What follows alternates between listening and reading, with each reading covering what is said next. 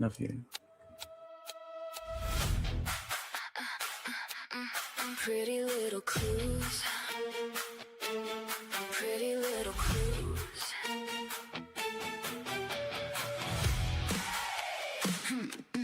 Pretty little clues. Come on in, kick off your shoes. There's trouble hiding in the news. A missing name, a broken chain. Nothing around here feels the same. Coffee's hot, the board's lit up. Red string tangle, we're out of luck. A small town secret, a midnight call. One tiny clue could crack it all. Got our eyes on every lie. Reading shadows, reading signs. No backing down, no second guess. We're getting closer with every step. Pretty mysterious, pretty loud. Running through the smoking crowd. Pretty reckless, breaking through. We're chasing pretty little clues. Pretty twisted, pretty wild. Every suspect's got a smile. Turn the page, uncover the truth. Welcome to Pretty Little Clues.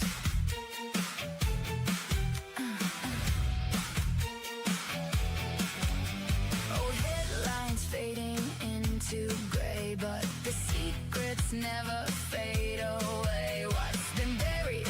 What's been lost? Every answer comes with a cost. Every timeline, every lead, every promise, every deed. One wrong move, one hidden face could blow apart the whole damn case. Heartbeats racing, lights flash red, following the threads instead. No turning back, we've got a fuse, and we're lighting it with glow. Pretty mysterious, pretty loud. Running through the smoking crowd. Pretty reckless, breaking through. We're chasing pretty little clues. Pretty twisted, pretty wild. Every suspect's got a smile. Turn the page, uncover the truth. Welcome to Pretty Little Clues. Turn it up, hear the sirens sing. Everybody's hiding something. Locked up secrets, stolen nights. We're bringing every ghost to life. From the back roads to city lights, we're chasing shadows through the night. One more question, one more move. Everything starts with a clue. Pretty dangerous, pretty bold. Every secret wants control. Pretty haunting, coming through. We're chasing pretty little clues. Pretty fearless, breaking rules. Digging deeper than we're supposed to. If you're curious, join the crew. Welcome to Pretty Little Clues. Pretty loud, pretty wild, pretty mysterious, pretty little clues, pretty little clues, hey, pretty little clues.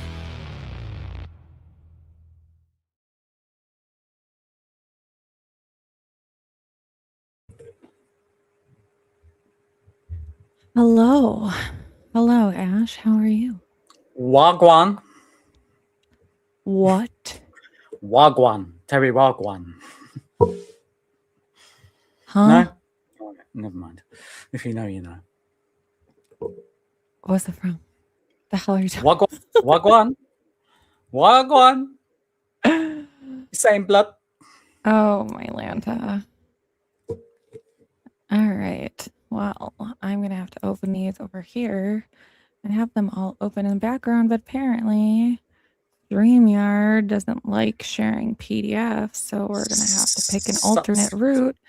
We're going to have to swerve, but we can swerve safely.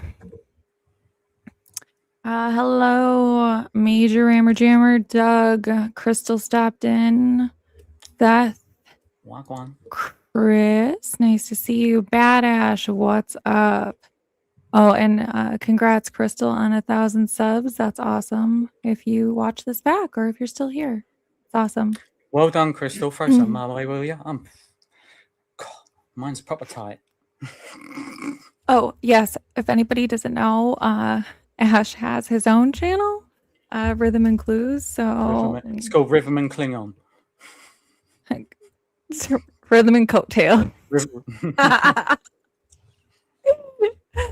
But he needs some subs desperately, so I can stop hearing about it. Please go sub up to him, please. You go over there. Go over there for laughs and British accents, okay? Rewatch the defense again. Both arguments seem so blah. Yeah, not impressed. And you know, the defense attorney, he is a spitfire. Was expecting big things from him. I didn't see it. I did not see it. I didn't see it pull through. Disappointed. Disappointed. You know, that's another thing that I don't necessarily like about StreamYard, to be honest. Let's put us here. Let's see if this helps. I'm going to, it kind of like shrinks the freaking thing. Like the, that, like, why doesn't it go all the way up? Like, I don't have anything up there. I don't get it. You know what I'm saying? Like, it doesn't, there's like an inch at the top. It's weird. Anyway. Is it the clock? Oh, yes, we'll get to that. What? Is it not the clock? The live clock? I don't know, but I can't, I can't take it off. I don't know. That is weird. Hello. Hey, Angel Eyes. Maters and taters. Oh, it's so nice to see you, Miss Patricia. I feel like I saw you every day, like multiple times a day, and now I feel like I haven't seen you for a hot minute. But hello, happy belated birthday again. Thanks, Doug. I like it too. I'm rather partial to it. Enjoy the show. And I have a feeling it is going to be a show. I know that there are other people doing shit and going to the border and looking at things and whatever, and that's perfectly fine. I will tell you that We Investigate, Bruce Wayne has been streaming this, and Badash, Angel Eyes, there's a bunch of them that have been restreaming this as well. And I will tell you, I don't feel like I've ever felt more of a keyboard warrior in my freaking life than I was today. And if you would have seen me trying to hold my shit together while sitting at my desk today, I think it's a good thing.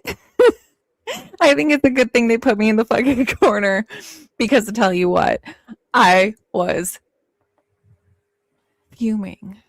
So, like, you know what? I don't need to fight with my own thoughts. I have my own platform for it. So here we are. But welcome in, everybody. We're going to get to it. Who is the girl that runs this show? I don't know. But if you find her, can you let me know? Okay. I'm going to have some words. Didn't see it either. You didn't see it. Oh, I don't know. Ooh, mixed reviews. That's going to be the major point. Okay, so we're going to go over it a little bit before, kind of get started. I'm just going to say hi to everybody. We're going to go over some of it. I have tons and tons of graphics. We're going to get into the thick of it because this is great. I don't know who this is. Your phone broke. Oh no. Hey, Truth. Are you? Okay, my cat's chewing on a pen over here. Here comes the warrior. Hi, Nick. Has to do a new email and everything. Oh, you can't. Oh, bummer, man. She got an. Didn't you just get a new phone, Patricia? Miss Patricia? Didn't you just get a new phone, miss? All right. Let me Not ignoring y'all, but for a minute here, I'm going to talk. All right, welcome in, everybody. Lindsay Clancy. We're going to talk about mental illness, postpartum psychosis, criminal responsibility, and the debate dividing the public. So we're going to talk about one of the most emotionally complicated criminal cases in, I would say, recent American history.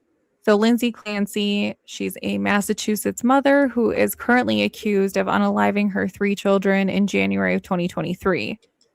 But it's not a simple unaliving case. At the center, there's this trial that is going on that is much more complicated and poses a much more complicated question, is what happens when severe mental illness intersects with criminal behavior? And maybe even more importantly, when does mental illness make someone legally responsible for the crime? And when can it make them not criminally responsible? So I guess the most important update that we have for today is that right now the jury is currently deliberating. There's no verdict at the time of the stream. Lindsay Clancy has pleaded not guilty and is claiming a lack of criminal responsibility due to mental disease or defect. It's kind of one of those things that everyone kind of used to refer to as the insanity defense or pleading insanity.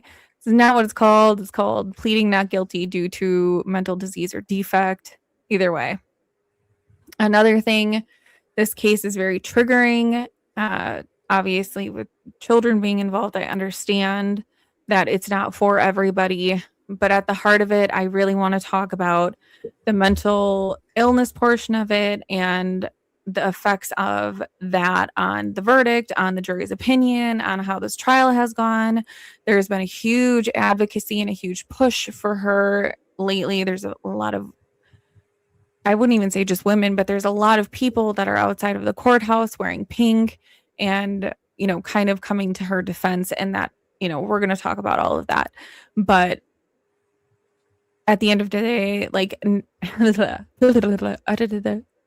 at the end of the day, this is still 3 children that are no longer with us.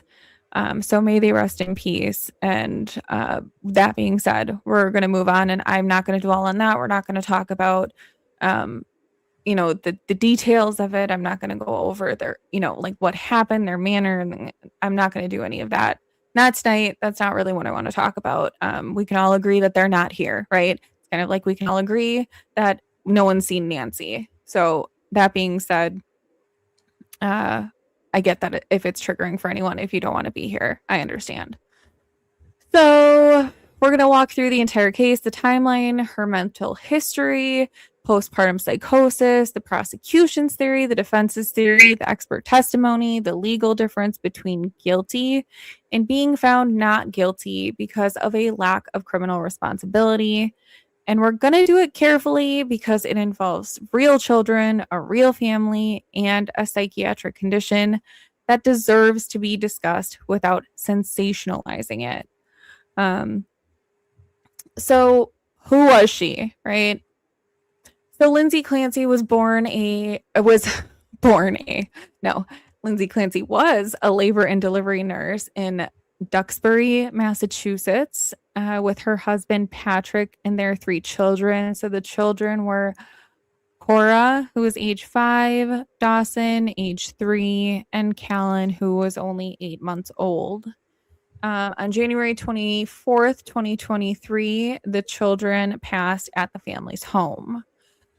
So she subsequently attempted unaliving herself, and she suffered catastrophic spinal injuries, leaving her paralyzed from the waist down. So she's paraplegic, not a quadriplegic. Following me so far, Ash? Doing okay over there? I'm following what you're picking up, yeah. All right. So she obviously survived and was eventually charged in connection with the unalivings. The defense does not dispute that Lindsay caused the deaths. Instead, the central argument is, was Lindsay criminally responsible for what she did at that moment? And the distinction is enormous, okay? So we're going to talk about her mental health history. So this is where it becomes more complicated. The defense presented evidence that Lindsay had been experiencing serious psychiatric I can talk, I can read, I can talk. Hey guys, still here, you know. So the defense presented evidence that Lindsay had been experiencing serious psychiatric difficulties before January of 2023. Her family described significant changes in her behavior. There were concerns about depression, anxiety, wanting to self-unsubscribe, and fears surrounding her ability to care for her children. Family members testified about changes they noticed in the months before the unalivings. There was also evidence concerning psychiatric treatment and medications. So the defense argues that Lindsay's condition deteriorated and became worse dramatically after the birth of her youngest child. That was Callan. Yeah. So eventually they say that she had developed postpartum psychosis. So you have, it was kind of an old school term, but you have like the baby blues. And that's just, obviously women's bodies go through, it's trauma. It's traumatic. If you're a mom and you've been through it, if you're a dad and you've seen it, it's traumatic. So the hormones go down dramatically. There's other hormones that replace those hormones to begin lactation and all these different things. So there's baby blues, which is just general sadness. You can have some anxiety. You can have sorts of things like that. And then you have postpartum depression, which is a more severe form of that. Then you have postpartum psychosis. So the prosecution doesn't necessarily have to convince the jury that Lindsay had absolutely no mental health problems, and that's important. The prosecution's argument is essentially someone can be seriously mentally ill and still be criminally responsible for the crime. So the distinction is one of the most important things to understand about the case. So what is postpartum psychosis? Okay, I'm going to pause here because postpartum psychosis is real. It is also extremely rare. And it's different than the much more common, like I said, baby blues or postpartum depression. So postpartum psychosis can involve severe disturbances in someone's perception of reality. Symptoms can include hallucinations, delusions, severe confusion, extreme mood changes, paranoia, profound insomnia, and disorganized thinking. It is considered a psychiatric emergency. A psychiatric emergency. And here's an important distinction. Having postpartum psychosis does not automatically mean that someone is quote unquote legally insane. A medical diagnosis and a legal finding are two different things. So where a psychiatrist might say this person experienced psychosis, a jury has to answer a different question. Does that mental disease or defect make this person legally not criminally responsible at the time of the offense? That is the question that the jury has to answer. Did the mental disease or defect make this person legally not criminally responsible, right? So their actions were not necessarily their own fault due to having a mental disease or defect is what they're trying to answer here, okay? So we'll talk about the defense theory. So the defense theory is that she suffered from severe postpartum psychosis. Her attorneys presented evidence suggesting that she experienced hallucinations and believed that she was receiving commands from a voice. The defense also argued that her psychiatric treatment and medications may have contributed to the deterioration of her mental state. Defense experts testified that they believed she was experiencing a severe psychiatric condition. And one of the defense's major themes has been This wasn't a rational person making a normal decision. She wasn't in her right mind, or she wasn't of sound mind at the time of the crime. Their argument is that Lindsay's perception had become so distorted that she could not meaningfully understand the wrongfulness of what she was doing or control her behavior, right? So if obviously this is my hand, right? So if my hand is the one that commits the crime, but the brain that goes into thinking about what this hand is doing is not of sound mind, like I am not knowing what this hand is doing, I'm actually responsible for it if I commit it. But if I don't know what I'm doing, am I criminally responsible? Is basically what the question is. If I don't know what my brain is telling my hand to do, am I responsible for what the hand does? Does that make sense? Mm-hmm. Okay. So okay. Their argument is that Lindsay's perception of reality had become so distorted that she could not meaningfully understand the wrongfulness of what she was doing or control her behavior. The defense also emphasized her history of seeking help. We're going to see it.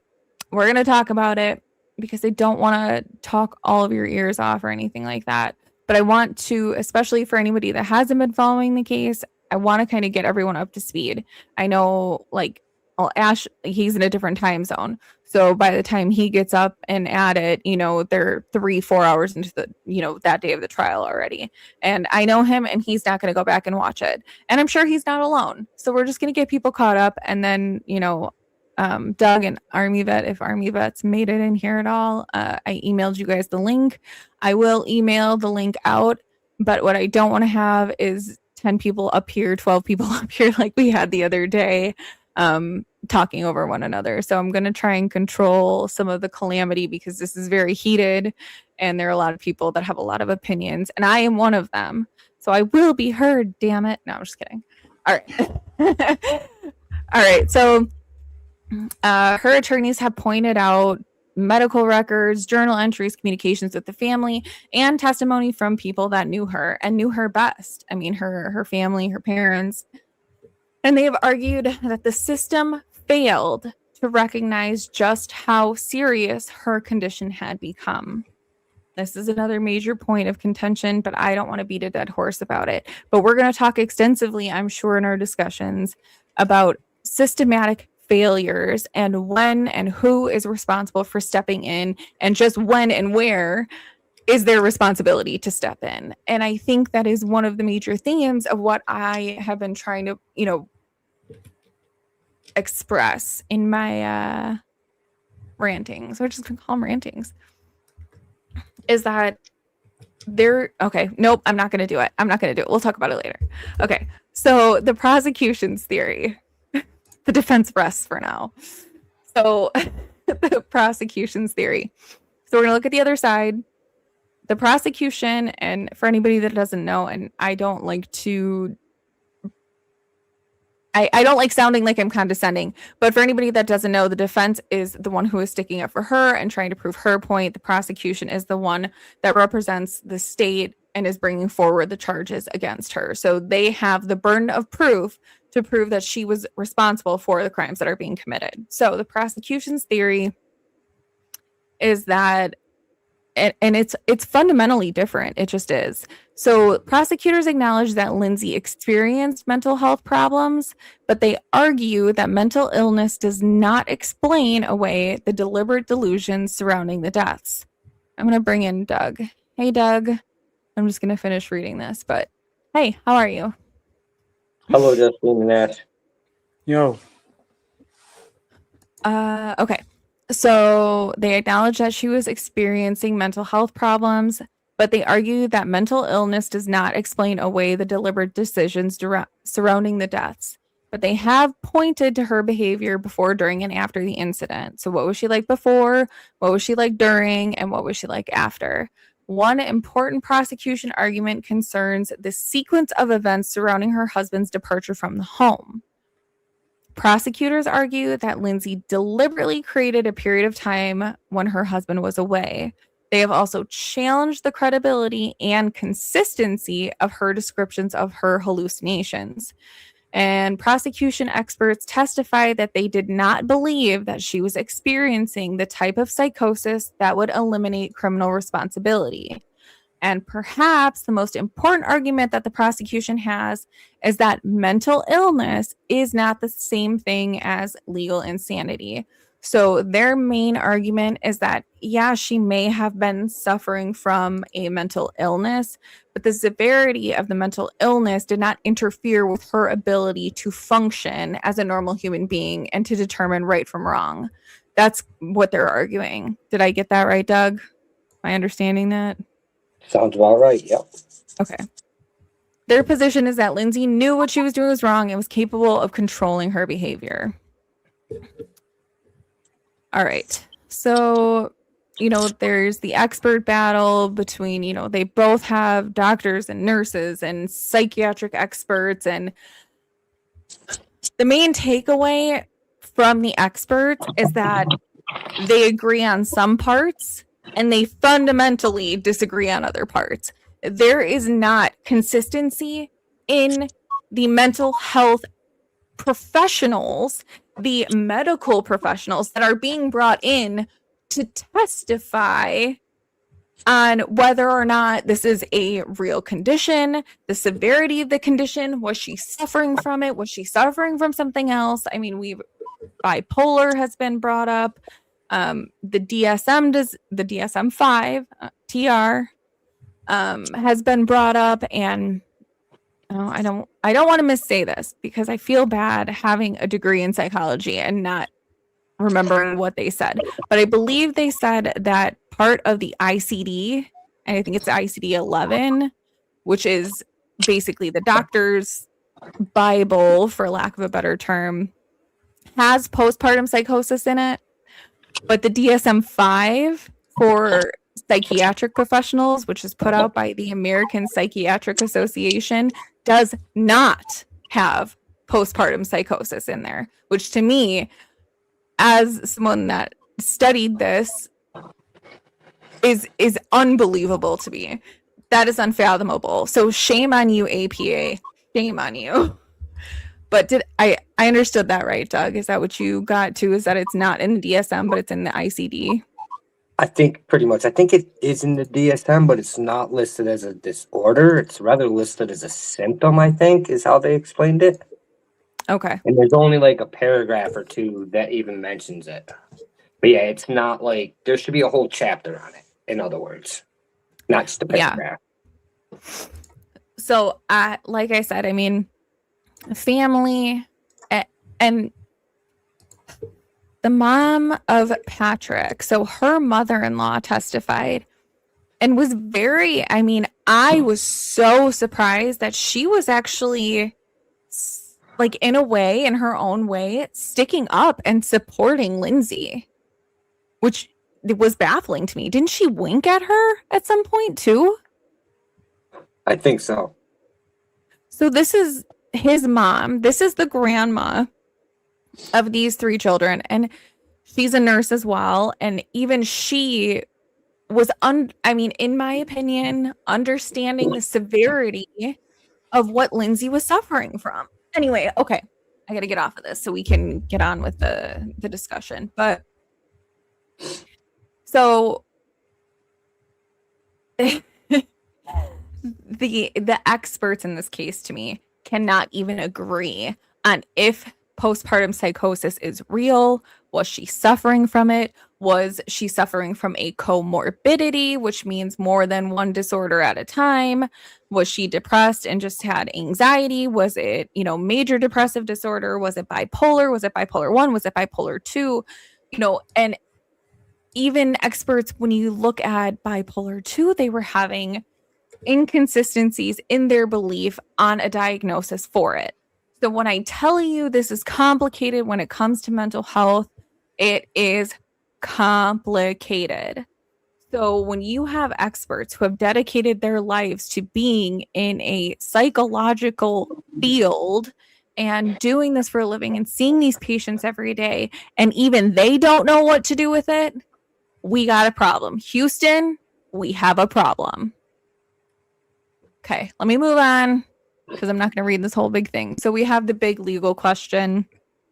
And this, I think, is the part that's probably the most misunderstood. And what I was driving home earlier is, what is the difference between guilty and not guilty because of lack of criminal responsibility?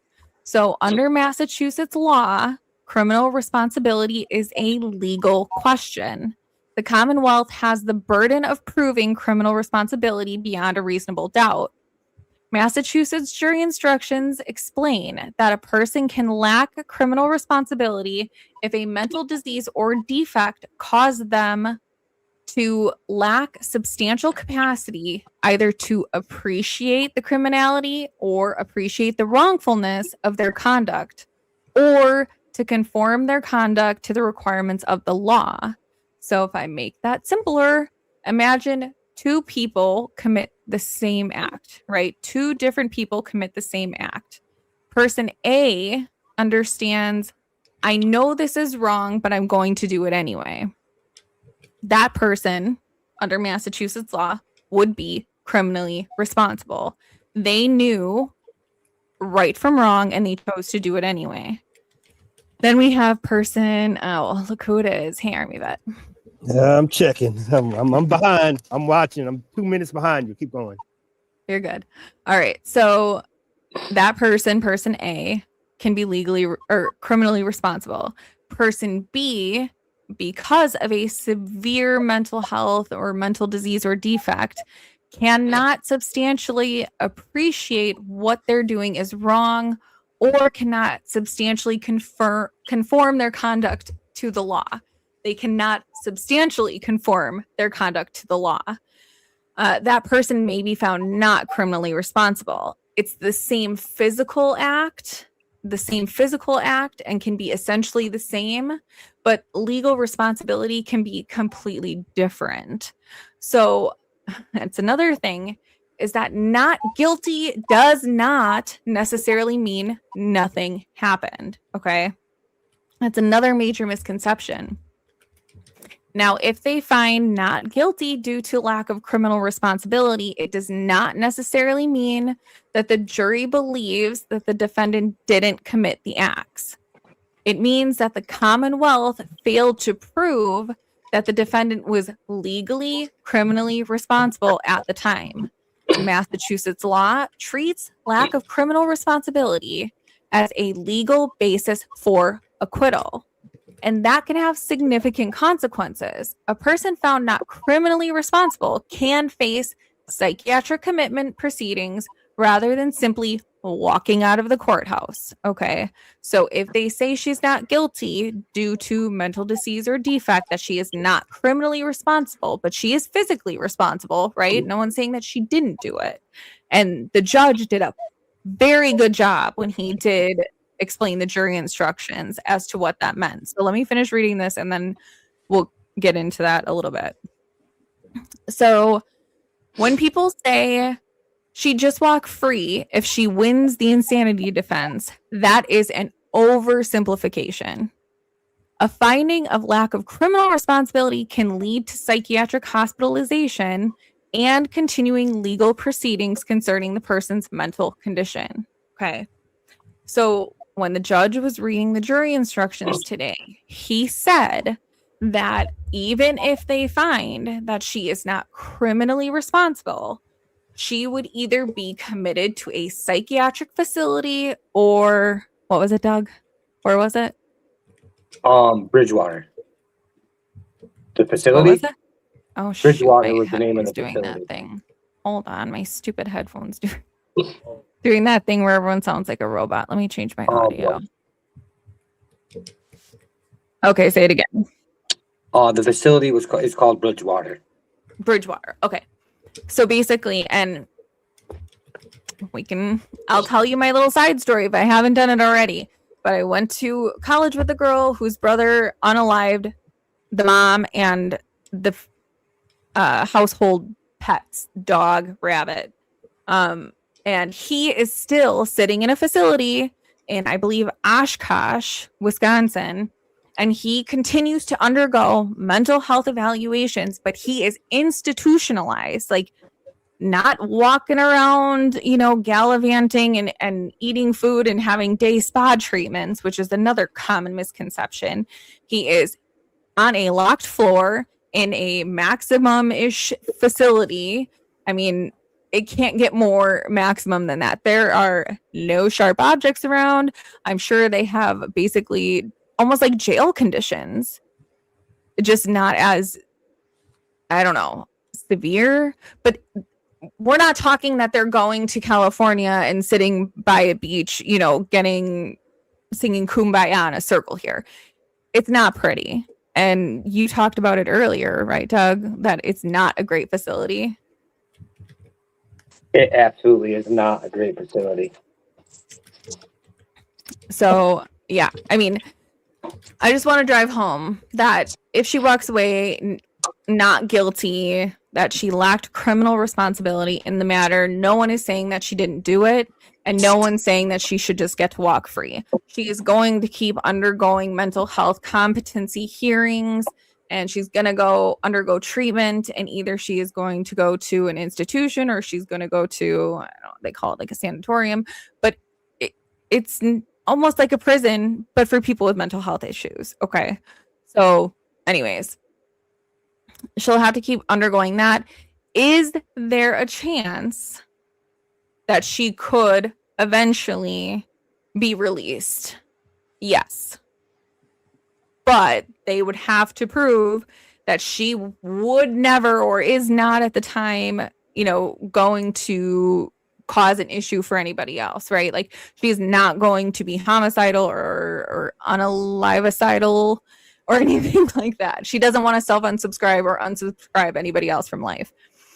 So that's it. It's just an important distinction. Okay, so let me get off that soapbox there because it's almost 37 minutes. I'm the only one talking and I want to get to all of this. So we'll talk about possible outcomes, then we'll get into it because I know y'all have been waiting for the show and this fire is lit inside me and I am ready. Okay, so the possible outcomes. So the jury has several possible outcomes here. They could find her guilty of first-degree murder ×3, guilty of second-degree, obviously ×3, guilty of manslaughter, or they could find her not guilty or not guilty because of a lack of criminal responsibility. So obviously, the first 3 carry mandatory sentences. She will go to jail. Those range in length of time depending on which count she would be found guilty of. Not guilty is she didn't do this at all. See you later. And 3 is not guilty because of lack of criminal responsibility. That's where the institutional, the mental health evaluations, all of that comes in. So they're not interchangeable outcomes, right? And that is why this is so legally significant. Now, I'm going to tell you that, and it's the last thing, and then we're going to start talking because I know everyone's chomping at the bit. And there are 8 more pages that I could go through, but I won't because of time and because I can't read it anymore. So if anybody knows me, I am in the camp that there is a lot of evidence that there is somebody in this marriage, and it's not her, that may or may not have been involved, but he definitely was and probably did it. Okay, that being said, that's not the point that is being argued. And I might do a whole nother one on that because I could talk a long time about that. That's not what we're going to talk about tonight. I might mention it, but it's not going to be the main thing because that's not what the jury is looking at right now. Now, if they bring a charges against him later, like phenomenal, all about it, but they're not. So I'm going to stick with the camp of this is what the jury is facing. This is what they have to deliberate. And I will argue my point in that capacity because I have to separate. Feelings aren't facts, y'all. And I may feel that certain way, but the fact is That's not what's going on right now. So that's not what I'm going to talk about right now.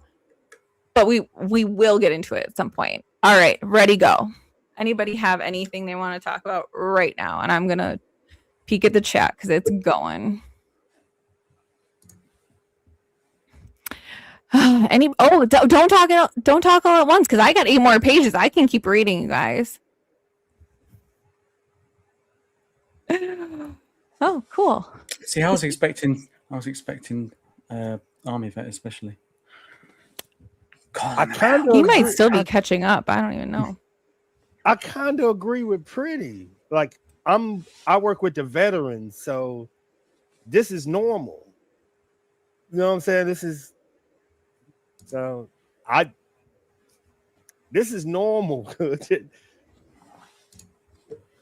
I don't know. It's either you believe in mental health or you don't. And if you don't, this is a mute conversation. It's kind of hard. I don't know.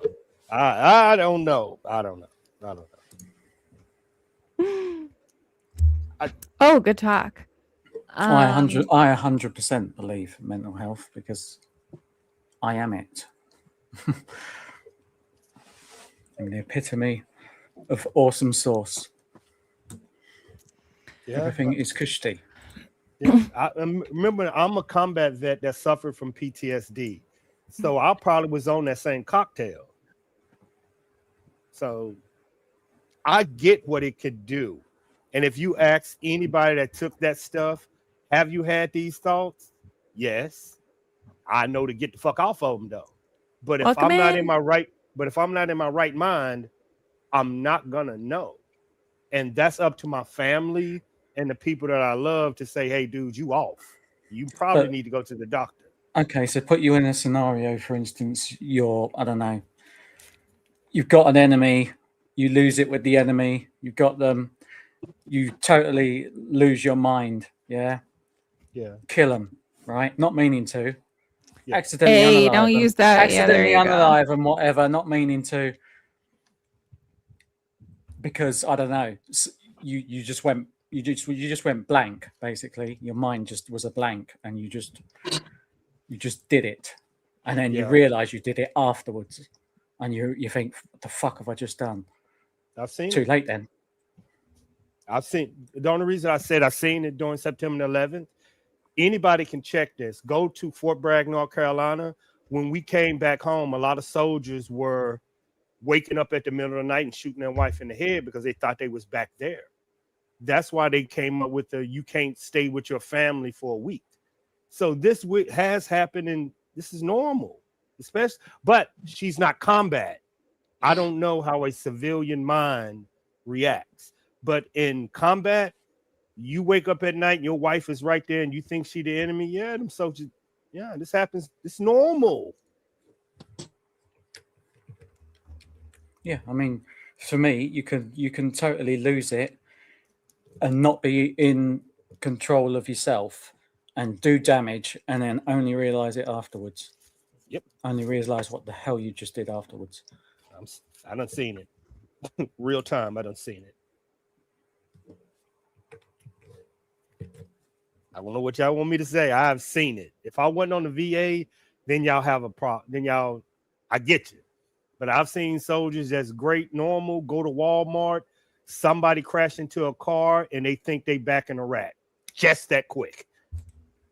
I mean, just boom, and they there. So I can't say nothing because this is who I work with. I mean, anything, a show, a TV, anything can snap them back over there. Yeah. Thank you so much, Wayne. You're doing great too. What do you think, Dougie Doug? Yeah, I think everyone's spot on so far. Yeah. So my brain's on overload from this case. I know, and honestly, like I did not have a migraine when I woke up this morning.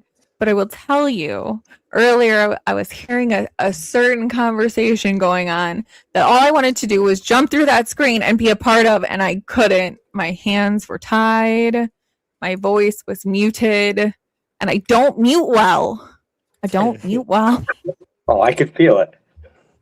But and I ask UK, if you was in that same situation and you had these thoughts as a man, wouldn't you leave the house? Like get away from the people that you that's So if you mean yeah. if I had the thoughts of doing that to kids.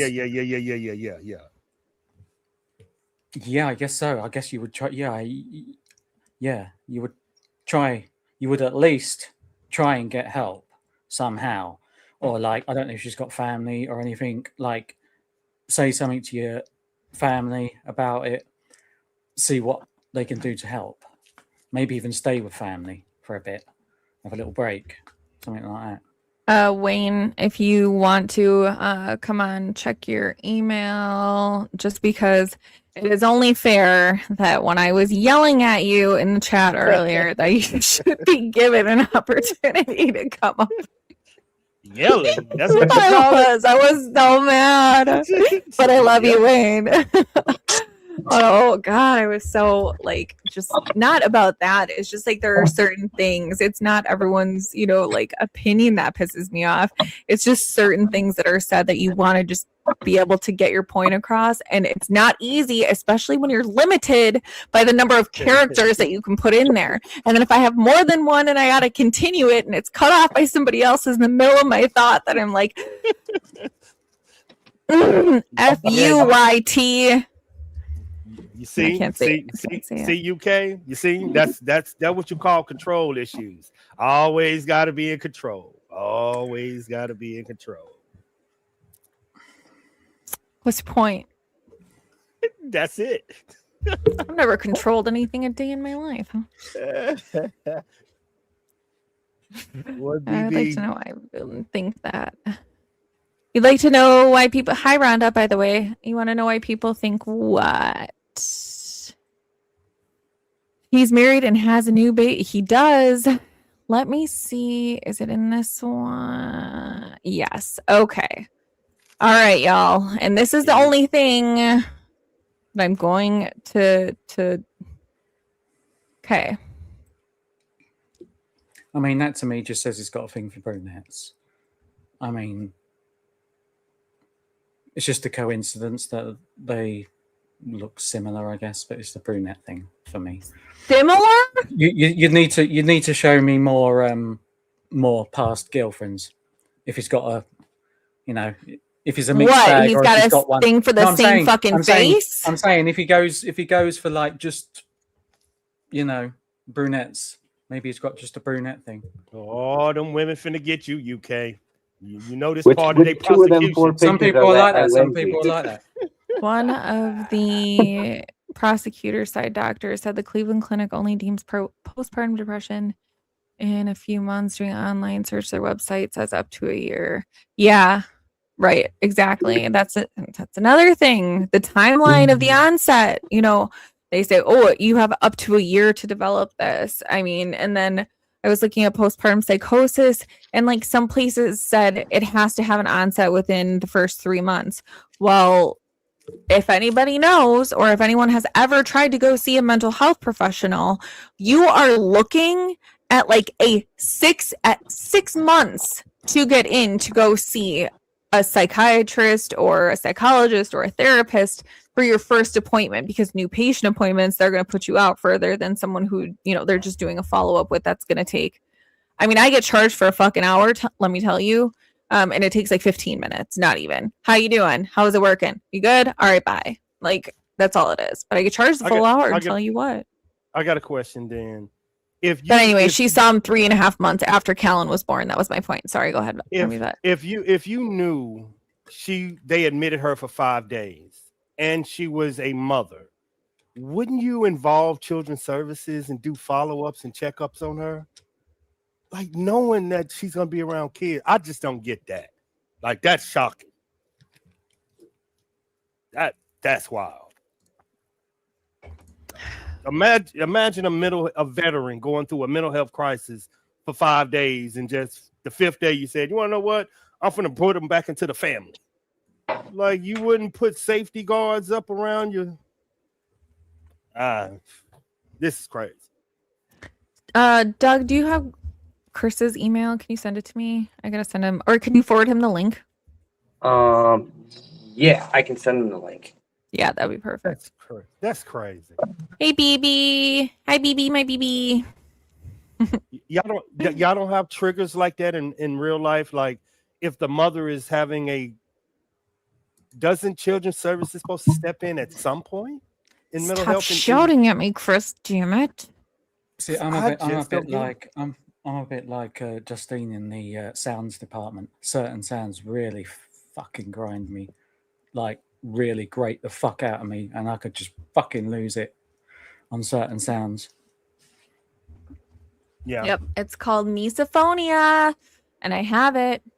I'm telling you. If I can hear you chew across the fucking table, we got a problem.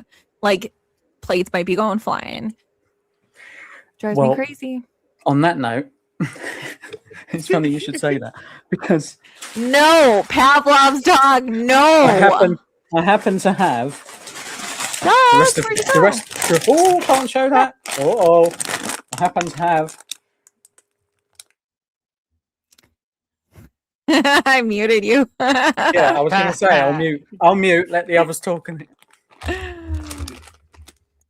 Yep, stream is going. Ash has got to eat. Yeah, I mean, honestly, more than anything, because you would like me to check into what you heard today. What did you hear today, Rhonda? Hi, Rhonda. Hi, Mike. Hi, Michael. Hi, Mike. Anyways, so I'm trying to think. I have like so many things that were getting talked about today. Army Vet asked me a question because I don't know where to start with my brain. AV. No. AV. Where are you at? AV. Oh, okay. Bye. Bye, AV. Hey, welcome back, Doug. I don't know where to start. I had so many things I was arguing earlier, and now I'm like, I'm at a loss. Oh, here we go. Here's a conversation starter. Welcome in, Chris. Don't blame me. You got ghosts. Well, what is that? What is that? What are you showing? No, that's the board for the classroom. AM activities, lunch, snack, what they do in the afternoon, how long the kids nap, all that great stuff. All right, you watch out for those ghosts. Don't stop. Don't stop. Okay. God damn it. So I was trying to think of all of the things that you guys were talking about today, because I'm telling you, not having a good day. Trying to not get in there. It was not. All right, so remember, I was in and out, breaking up. So listen, tell me, is she guilty?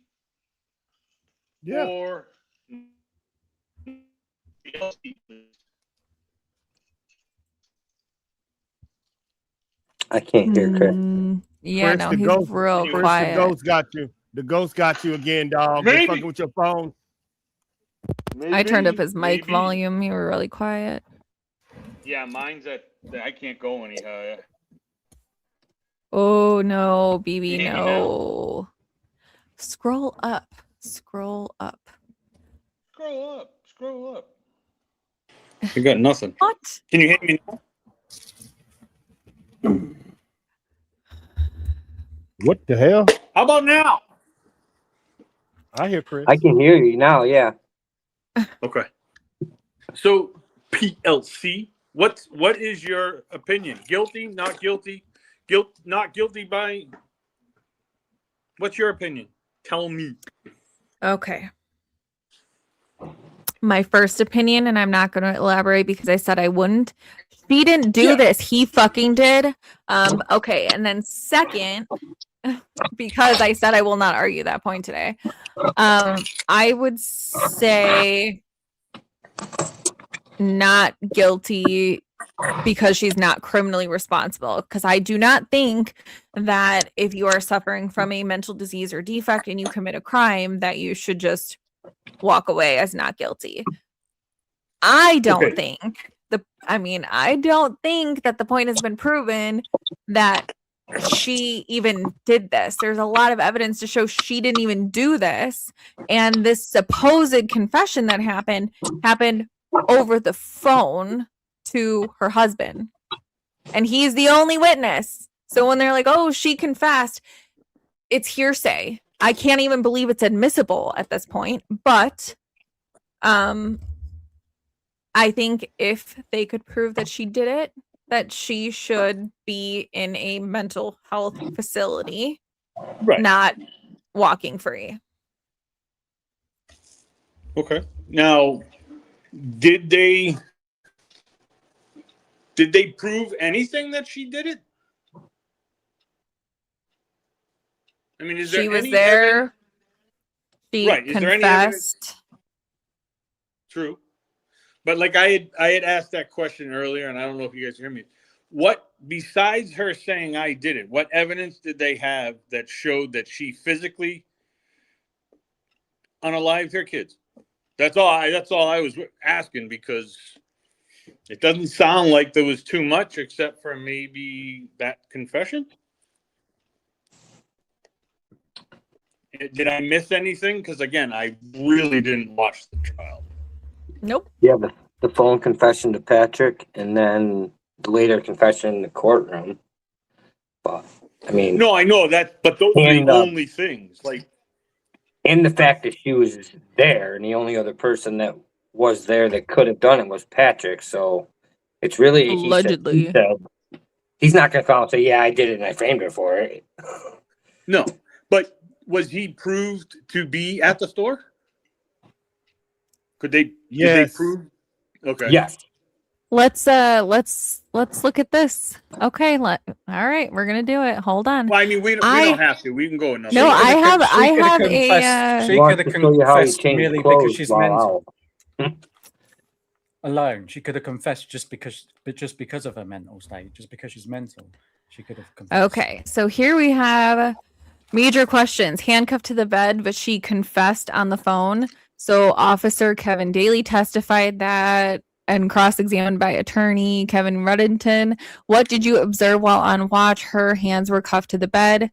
Lindsay was handcuffed to the hospital bed while in the ICU. How could she make a phone call?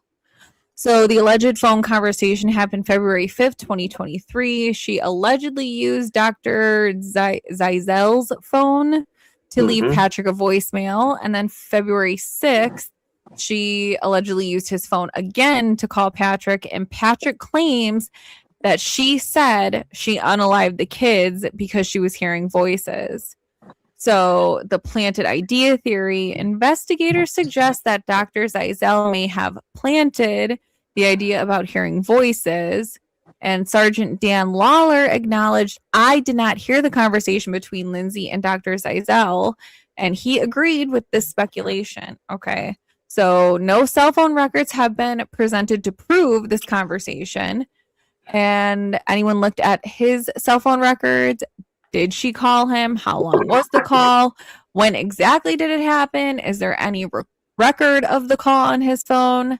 And then in the ICU room, 2 deputies guarding outside the room, no lawyers allowed. They had to jump through hoops and then some to be able to get in there to see her, the doctors and everything, only doctors and nurses, and she was handcuffed to the bed. So how allegedly did she confess to Patrick on the phone from this bed with guards standing outside who did not hear this happen? Did it happen? Right? Like, So- if a bear shits in the woods? So she only confessed on the phone. Is that right? And Allegedly.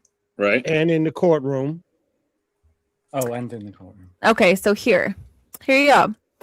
CVS surveillance, takeout surveillance. Okay, these are not the same fucking people. That's his friend. That's him. That's him at the takeout place. That's his fucking friend at CVS. They are not the same person. Riddle me that. Blue's Clues.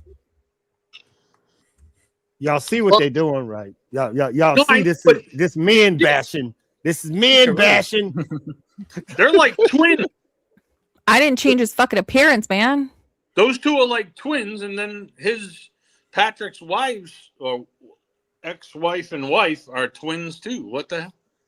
So if that's him going to one place but not the other, that would technically allow an ample amount of fucking time for him to go back to the fucking house, commit the crime, and get back to go get his takeout, so that there's a record of him.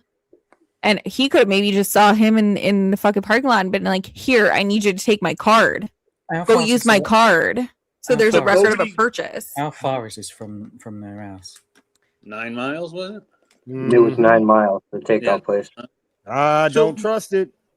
Nobody questioned the picture. Like, man, that doesn't look like you, really. They didn't. He's not on. He's not been charged for it. Yeah, That's he's not on trial. Wasn't She on, is. on trial. Lindsay could was. you No bring one it up, questioned though? anything Patrick said, really. You can't bring it up because it's not part of the case. Exactly. If you go after the husband, well, the husband was at CVS, yeah, but you admitted to deleting the babies. You have to figure out how to get her out of that before you can play Patrick. She got a long way to go. I'm just saying, if they use that picture in court for, hey, well, that's where he was when she said he was. I mean, if it doesn't look like him, you should be able to say fuck something. I mean, hey, wait a minute. It's a lot of circumstantial. Like they said his computer was on at the house. Then it's a lot. Then they said he called her. Then she didn't call, but then she called back. Then she did. It's a lot of circumstantial evidence that they're leaving out, Chris. They been slick. They good lawyers up here. I'm just I haven't heard, but PLC again. I haven't been really on top of this, but I haven't heard but many people, but PLC say that, and then I heard Doug say it too. You know, it could have been him. But I mean, hey, anything's possible. See, I could have explained away the phone thing easily because there's a lot you can say over the phone that you can't in person. But if she stood there in court and said that, then I can't. Yeah. I don't have that same thing there. You know, why does she do that? You know what I mean? Or was she brainwashed enough to think she actually did it by him and being drugged? Well, you forgot she said she was going to do this. Then she did it. Right, but no. What is the difference between a sentence and an action? What do they say? Actions speak louder than words. So I can say whatever, but unless I put action behind that sentence, doesn't make a fucking difference. Like I can say whatever I want. She did put action behind it. Yeah, but look at it this way: if you're gonna do this to your wife, right? Are you gonna start last week? Hell no, you're going to stop months ago to get her to the point where she starts believing stuff. He just didn't start doing this last week trying to, you know what I mean? Like if he's trying to set her up and get her to the point of where, you know what, I really did this stuff. He's going to start that a long time ago. So Thanksgiving, great. He's been working on it for 6 months. So come Thanksgiving, she's like, you know what? Bang. You know, it's not unheard of. I've heard of that before.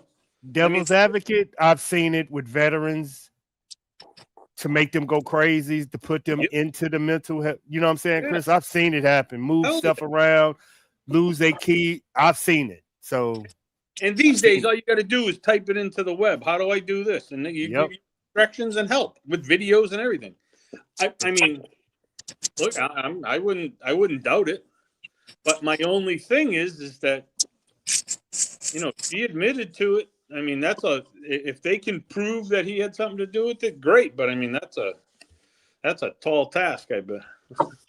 Okay, so I want to address Rhonda's comment that's on here. It says, no, she confessed on the 911 call. She allegedly had tried to unalive herself by doing things to her wrist, which she's a nurse and did them this way. Okay, not this way. This way. Nope, not buying it. But anyway, did it this way. Then she tried to do this. allegedly.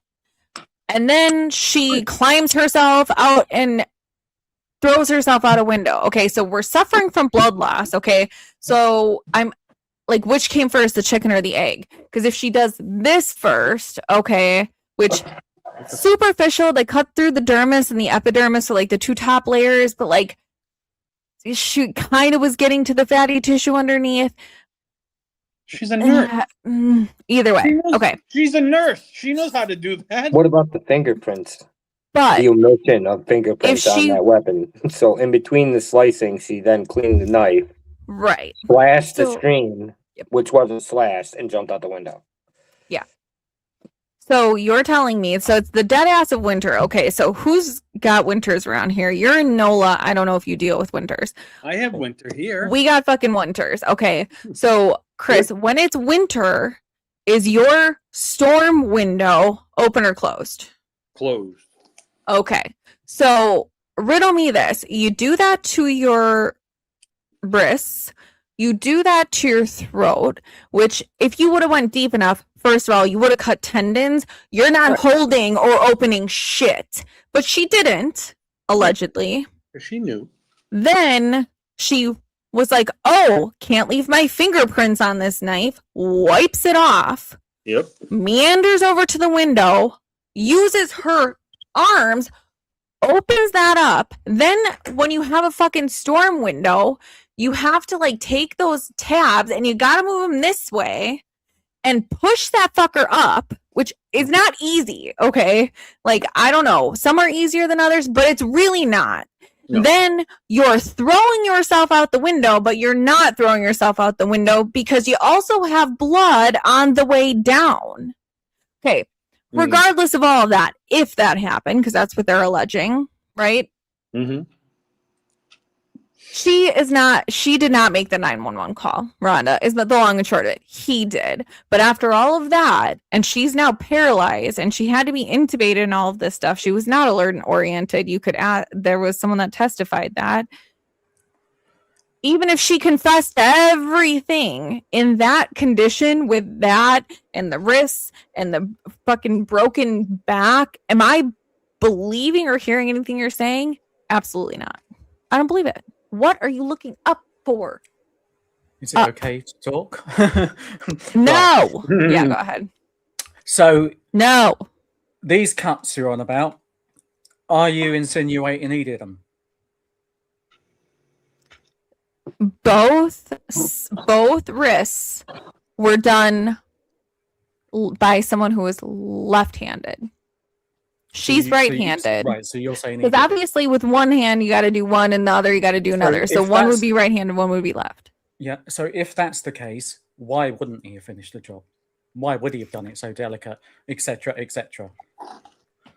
He probably Alright. didn't know. He probably didn't know how Just saying. deep or how bad. Because she's a nurse, she would know, well, if I only go this deep, I won't die. But if I go this deep, I'll die. You know how deep to go. She does. He probably doesn't. He probably just figured. Hey, Angel's been a member for 2 months. Yay, Angel. Congratulations. Clap. Good job.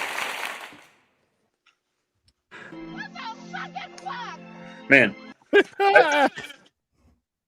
I wish there was more evidence that said she did do it, actually, just not the confession. I mean, that alone. She was for going to me, do it. That alone. I know. Was it both wrists? Both wrists, yeah. Thank you, Both wrists. BB. So I both love you. wrists and the neck. So why are you going to be so delicate with that? I don't think it was very If delicate. you're trying to end someone, you're doing it. You are doing it. You're not just slicing the wrist and going, "Oh, fucked up there," and then try and get through a neck. Yeah.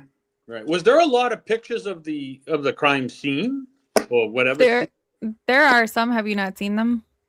I haven't. I Okay. really haven't. But Yeah, no, you're okay. I'm Was sure there After I there was seen one- the blood, after I I'm seen the sh- blood, it told me what I happened. mean, yeah, I'm the sure human there was body one only that you has showed. 6 or 7 points, and she lost damn near 3. Another Yeah. point, she would have been legally a goner. So I don't think the wounds were that superficial. They were pretty deep. Yep. Yeah, I'm sure you showed one before where there was blood at the top of the window frame outside, but it was at the top window. Now, do we know? I know there's that little orange thing and then a little bit of smeared blood on the whatever that was, spider thing or whatever. But there is more. Or whatever it was. Like if you see the close-ups, there is more. The blood loss is yeah, crazy. because I thought I saw blood on the top of the window frame of the top window, which would mean that she climbed out and held onto the fucking window and then slid down. Or she was trying to get away from him. No, she was on a time frame. That's the other thing that I'm trying to figure out somebody else throwing her out the window. Too much blood, y'all. She might have had maybe 2 minutes before she passed out. Tops. So she did all that, wiped off the knife, pulled the thing up, opened the storm window, pushed that up, and then proceeded to jump out within 2 minutes. Because I'm telling you, yes, when you lose that amount of blood, especially if you don't hit any nerves or you don't nick any tendons or anything like that, would render your hands basically useless. You're telling me she had time to do all of that. And then why didn't she just fling herself out? Why is she clinging to the side of the fucking house if that was her end goal? So were they able to determine how much blood she lost exactly? A lot. You look like quite a bit.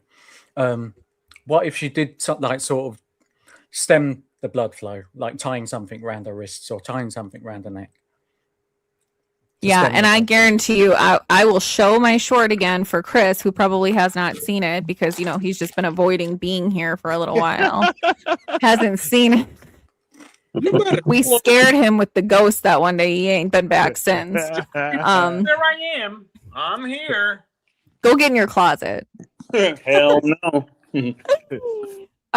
Okay. I will show my short. I'll show the short. They ruled that out. Talk is cheap. Talk is cheap. I can't believe. Yeah. So, anyways, did she even have enough strength at that point? And also, you have a crime scene photo. And I, if it's not on here, I will find it. There is a crime scene photo where there is a table that has been moved over 2 dried spots of blood. Perfect circles, which means they have to drop straight down, whether that be from her wrist or from the knife, have to drop straight down onto that ground. Not smeared, which means that table was moved after the blood was dried. So she did all that and jumped out the fucking window. How did that table get moved? Because she would have had to have still been bleeding. That would have had to have been wet. And that table be moved. Those blood marks would have been smeared. But the blood they marks, were not. The blood marks on the shingles, was that smeared? Like someone sliding down. Yeah, I mean, I'll have to find it. Yeah, it's not just drops. So then she didn't drop straight to the floor, did she? No. If that's the case. No, it's like she was sliding down. Yeah. Gotcha. Did she set up the movements that day? I mean, that, as Doug said, the minutes. Was she the one that told Patrick to leave, or did Patrick set her up to leave? It was Lindsay. There you go. If you believe that narrative of the story, the official narrative, yeah. Okay, so let me look through some of these. There you go, BB. So, all right. Are you watching? Are you watching? Okay. Yeah. So this is that table I was talking about. Okay. And like, is that where that was put? Because it's like, also let me wipe off my fingerprints and put this really nicely right here. Is that how it was found? I'm assuming so, because look, there's like a line that. Sure, that's a lot of blood. That's what I'm saying. I know. That's what I'm saying. That's a lot, y'all. She would have passed out 2 minutes tops, y'all. I'm saying open the window. 2 minutes. Yeah. On top of the medication, I believe she maybe had 2 minutes, and then she went. Are you? What is wrong with you? What is that? She's calling us from a pool. Girl, that is hot and sexy. Pause. I had to say something. Like, if she lost that much blood, like, this is news to me. There's no way she opened that window. No fucking way. I can attest to that. There's no way. Oh, she lost a lot of blood. I'd estimated about 3 pints. So Can she I- lost That's 50% of her blood. Can I total tell you how blood. you feel when you lose about almost 2 pints of blood? I've heard You this feel- story. You go on ahead. You feel like a slug in the mud. There is no way in hell you're opening a window, much less maybe moving. Yeah. Sorry. I've been there, done that. I don't buy it now. I don't buy it at all. Now I'm pissed. Like, I'm pissed kind of. Because I didn't know she lost that much blood till just now. And that explains a lot. That's a Mhm. lot. So That's hopefully why that I music think is not too loud. Is that too Patrick loud? probably did the act to Lindsay, like I believe. And even if Lindsay did do what she did to the kids, I think Patrick at least had a hand in helping do what happened to Lindsay. I'm not. And- We all know she did it. I'm just arguing with the ladies that think Patrick just for clicks and views. Just joking. Do we all know? Do we really, Justine? Do we all know that? Do I know what? Do we know she did it for sure now? Do we have that? Because I've missed a lot of stuff because the last 2 days of what's been going on for me. Did we find out something like they can prove she did it? Well, right now they're not disputing it because allegedly she confessed to him on the phone. Allegedly, whatever. Allegedly, she's not, I don't know. I just think there's a lot. I mean, if she did it, like, I'll be the first to be like, I just think there's more to this story. I don't know something about it. That's the only reason I even have taken an interest in this, because I promised I wasn't going to get into any more of these cases like this.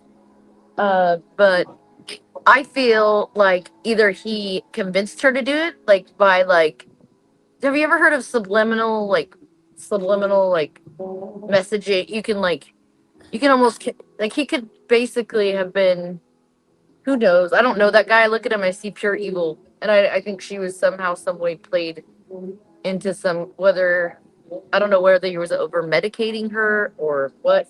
I think that a lot of it was him convincing her that she was going to do this. Like, I think he wanted her to. And what's with all the weird things he was doing? Like, I just don't, nothing adds up. And if it doesn't add up, if it doesn't add up, I have questions, basically. You know what I mean? I just don't buy it at all. I guess. I tried that subliminal shit on my wife. It didn't work though. What was that? I tried that subliminal message stuff on my wife, but I couldn't get it to work. Oh, You know, I like tried whisper to in her turn ears while she was sleeping and stuff like that. Well, sort of. Yeah, I tried to get it to be my slave for the weekend, but it didn't work. So Try to escape this loud music. Give me 1 second, guys. I'm gonna turn that radio down. It's not my Very pool, good. but hold on 1 second. Okay, so here, this is what I was talking about. This table got Holy moved. blood. There's 2 circular. There is no smear anywhere. How did this table get moved? Probably when she stepped on it to get into the. I mean, that's a lot of blood. She did Y'all- not step on she wouldn't need to step on anything to get out that window. No, Look, that's I a agree. waist height. No, I agree. I'm saying with the blood loss, she wouldn't even know what she was doing anyway after that point. That's what I'm saying. You thought she was rearranging furniture? She thought the house was in feng shui? In Now, my do you opinion, she think should the be night- knocking stuff over. She should be knocking stuff over right now. Yeah, I mean, and if it was tipped over, I get it, right? Like, Yeah. then it falls. But, like, for it to not smear, you would have to pick it up and move it, or it would have to be dried. With that condition, she's not feng shuiing her bedroom. I get Oh, it. see, and I wasn't going to argue this today, and I said I wasn't going to argue this today, but that's the way it went, Wayne. So, yes, are we still How is arguing it- if she did it? Yup. How was it determined? How was it determined that the window was closed? It could have been open, but it was winter, so So it's just But who so knows? it's just a guess, just because it's winter. Thinking. Basically, I don't even Now, was look there at it any like blood that. on the window frame itself? Oh yeah. Like, wait, could you see it where she would like push it up and there was all blood there? Because that's what I mean. Like if she grabbed it, surely No. you would see the smear marks, and as she's trying to push it up or whatever, it would all be fucking smeared everywhere. Right? So you have this. So to and me, the that's- window's already open. That's upstairs. Then here, like, look. I know what Pretty's saying. I just don't want to break. Pretty, are you saying that Patrick might have deleted the babies and then did this to her? Is that what you're saying? Ooh, yes. See, open court. We got to get this out in open court. So babies first and then her? That's what Pretty's saying. Yes. No What way, about- y'all. Did they come up with a time of death for the kids and what time they found her?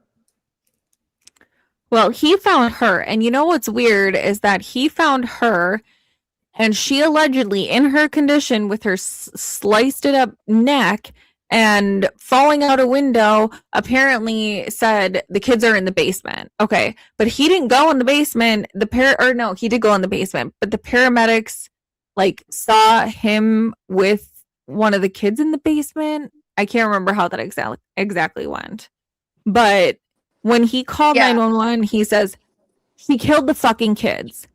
Who in their right mind, which, I mean, I guess he's distraught, but who would say he killed the fucking kids? Wouldn't you say, oh my God, my babies. Oh my gosh. Like, what happened? Right. Why am I hearing myself twice? I know, right? I can only hear your voice once. Twice. I agree. I can only want to hear it once. That's what I'm saying. Twice is like, whew. Yeah, sorry. You're welcome. So I'm not sure because she wasn't unalived, so you're not going to be able to determine a time of death for her and compare that to the children. You would have to try and compare how old the wounds were. So which came first, the chicken or the egg? I don't know. Maybe he tossed her out the window first. I don't know. Well, that's what I'm saying. Maybe if she went out before. Are you saying right now America don't believe she deleted her children, then sliced herself up, then jumped out the window? So I think everybody in Massachusetts does. So you want America to believe Patrick deleted the kids and cut her? Do you see the stretch? What I'm saying is that if conveniently your wife survives this incident, that it's convenient she only confesses allegedly to you when there are two officers standing right outside of her door. The doctor who he said he didn't overhear it, or he didn't hear her say that, or what that fucking part was. But it's convenient that she only confessed to you, right? That she doesn't remember it, but the only time she remembers ever hearing a male voice was in the time that this was occurring. So maybe it was her first and then the kids. I don't know, but I think it's awfully convenient that she's the only one he confessed to. They've only looked into her, and they wouldn't be able to see any of these discrepancies, any of this shit going on, if it weren't for the public looking at it and being like, look, you dumb motherfuckers, look what's going on. They never looked at him. What is in just opinion, y'all? We just don't allege. What is Patrick's level of culpability in this case, percentage wise, to you?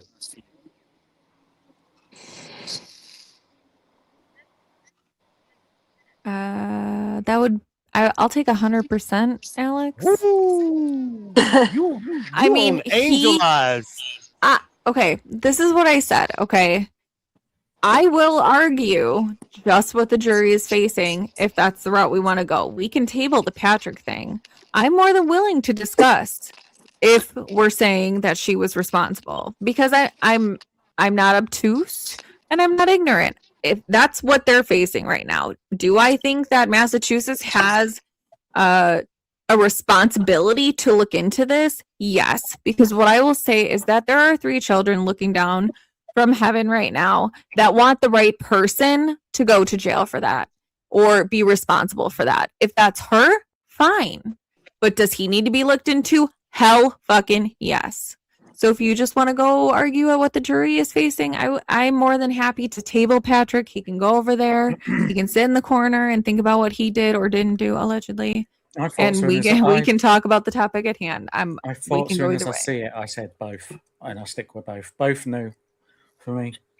Because there's only one person that had a mistress, and there's only one person that got married, and there's one person that has a new baby with this lady, and it's not her.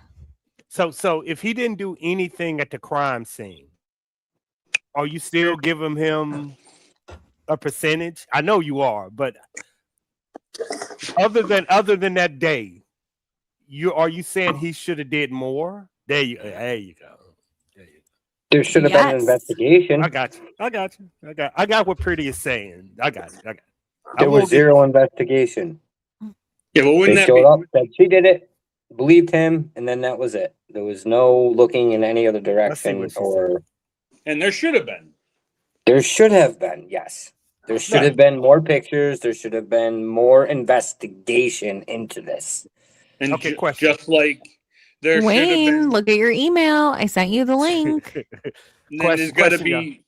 There should have been more.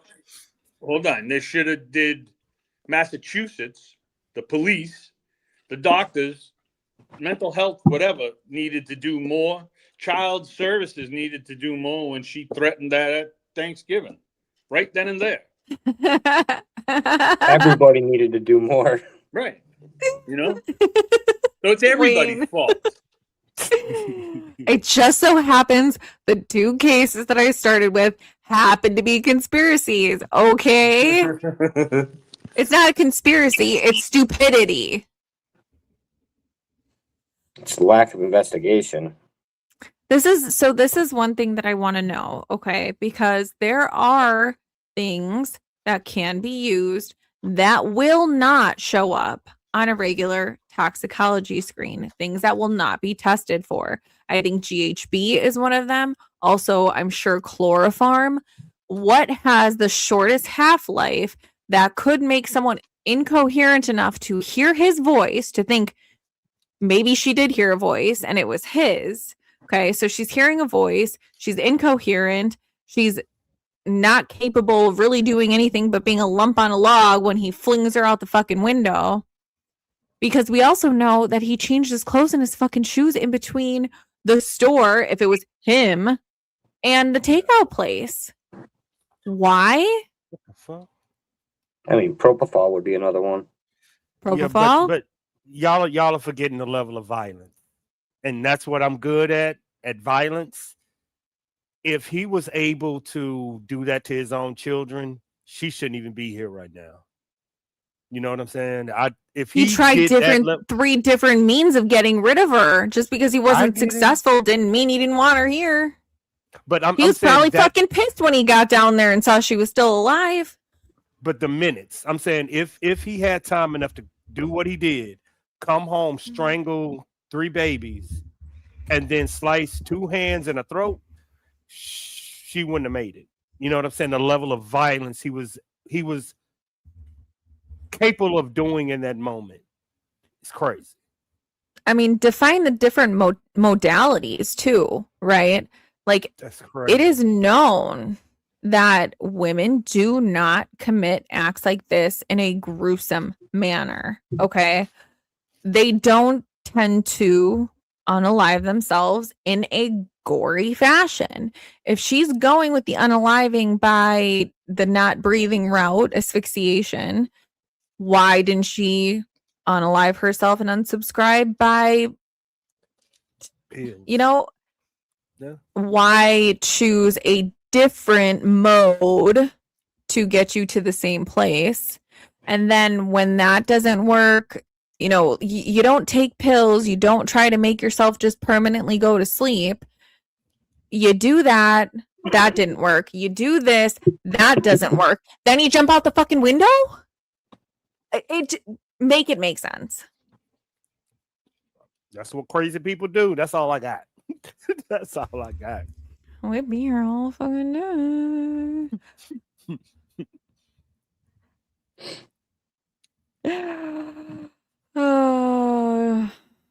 Okay, sure she did. We'll go with that. Like I said, we can contend with what the jury is deliberating. That was the whole point of this. I was gonna table the Patrick thing. Y'all brought it up. I gotta do it. I had to do it. Thank you, Sorry, Ivy. Kitty.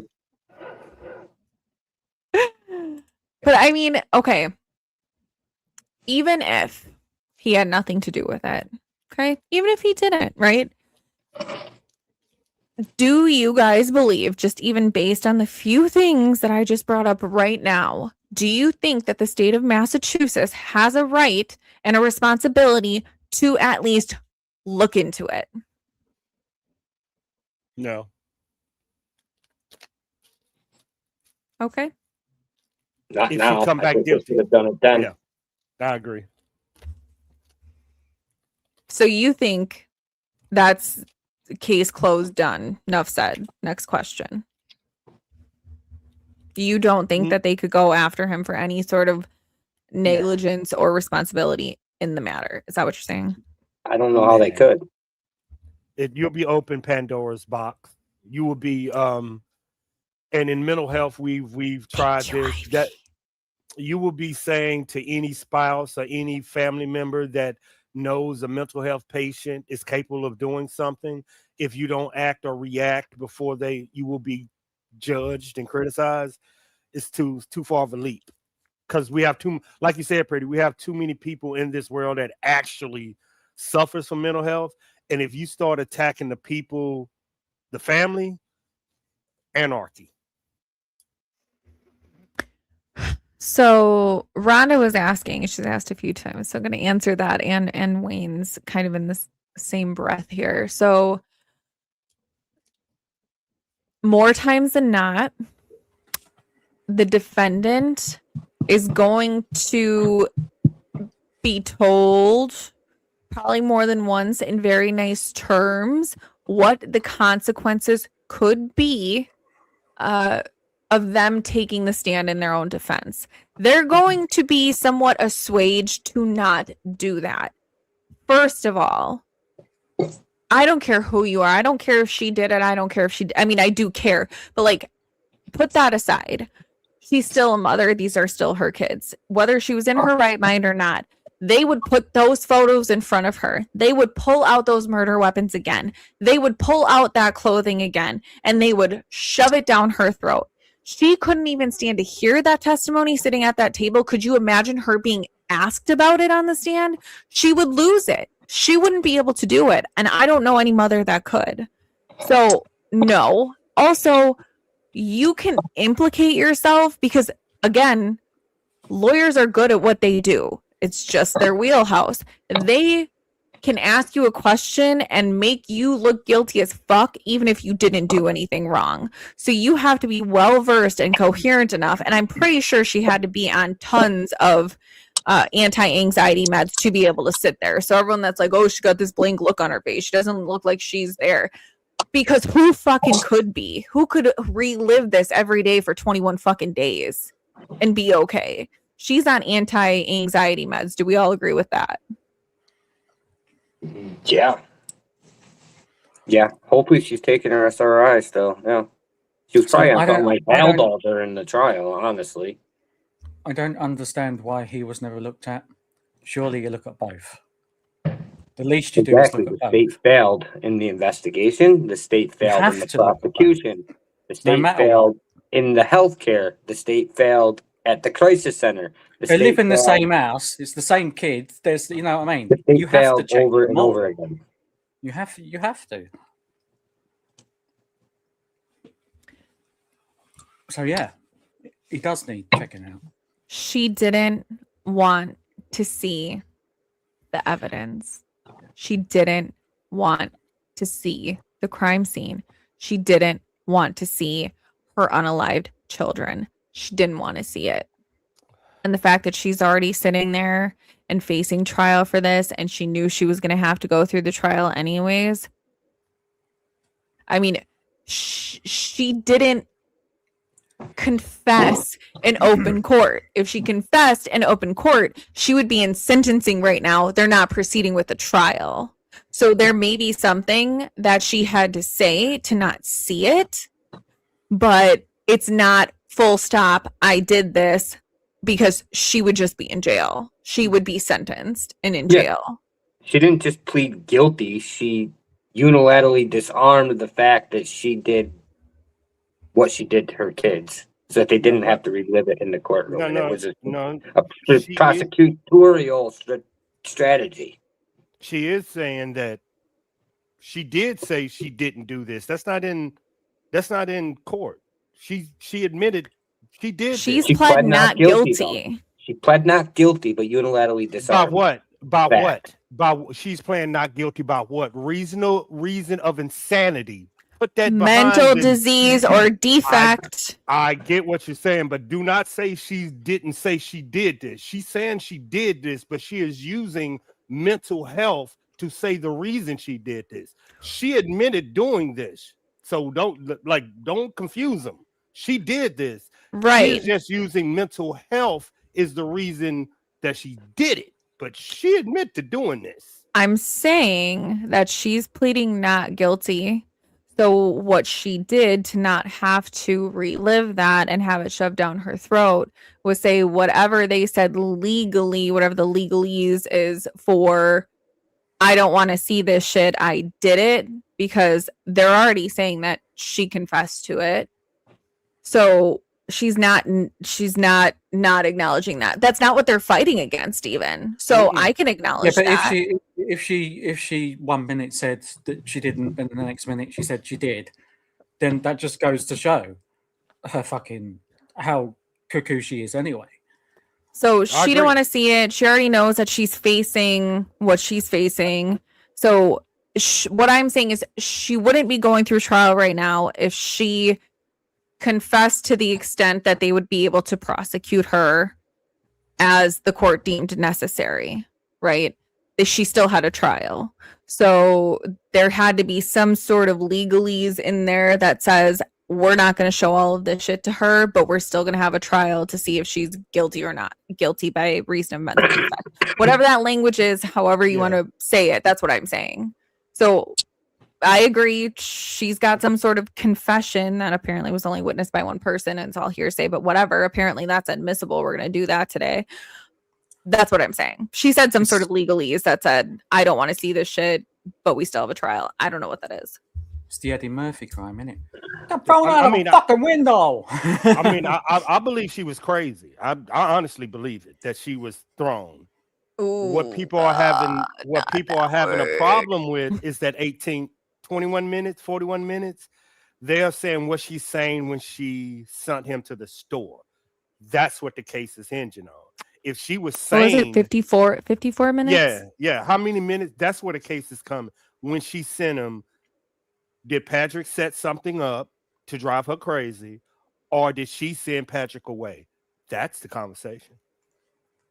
That is. I mean, that's and if it's the premeditation, that's first versus second. Checked. Yep. He needs to go for it as well. He needs to be put through the ringer too.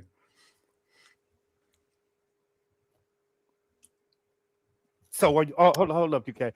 Are you saying if anybody knows their spouse, boyfriend, girlfriend, family member is capable of doing what the Lindsay did, you should never leave them alone with a vulnerable person, because if you do, they should be. He should not have gone on holiday and left those kids with her. 100%. 100%. Yeah. Okay. So let's switch it, right? Because let's go back to what the jury is facing. Okay. We're going to take Patrick out of it.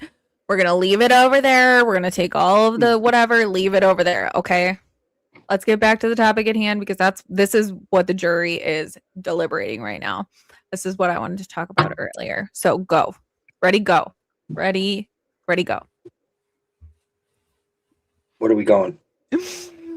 I mean, Army, that was just so criminally responsible, guilty, criminally responsible. We have first and second degree, 3 counts, right? So the difference between the difference between first and second is intent. Did Yes. she deliberately plot and plan this out to carry it out when he was gone? That's what the prosecution was really trying to drive home, and they focused more on the timeline and the events leading up to it to prove intent. So Yep. do you think that the prosecution proved intent?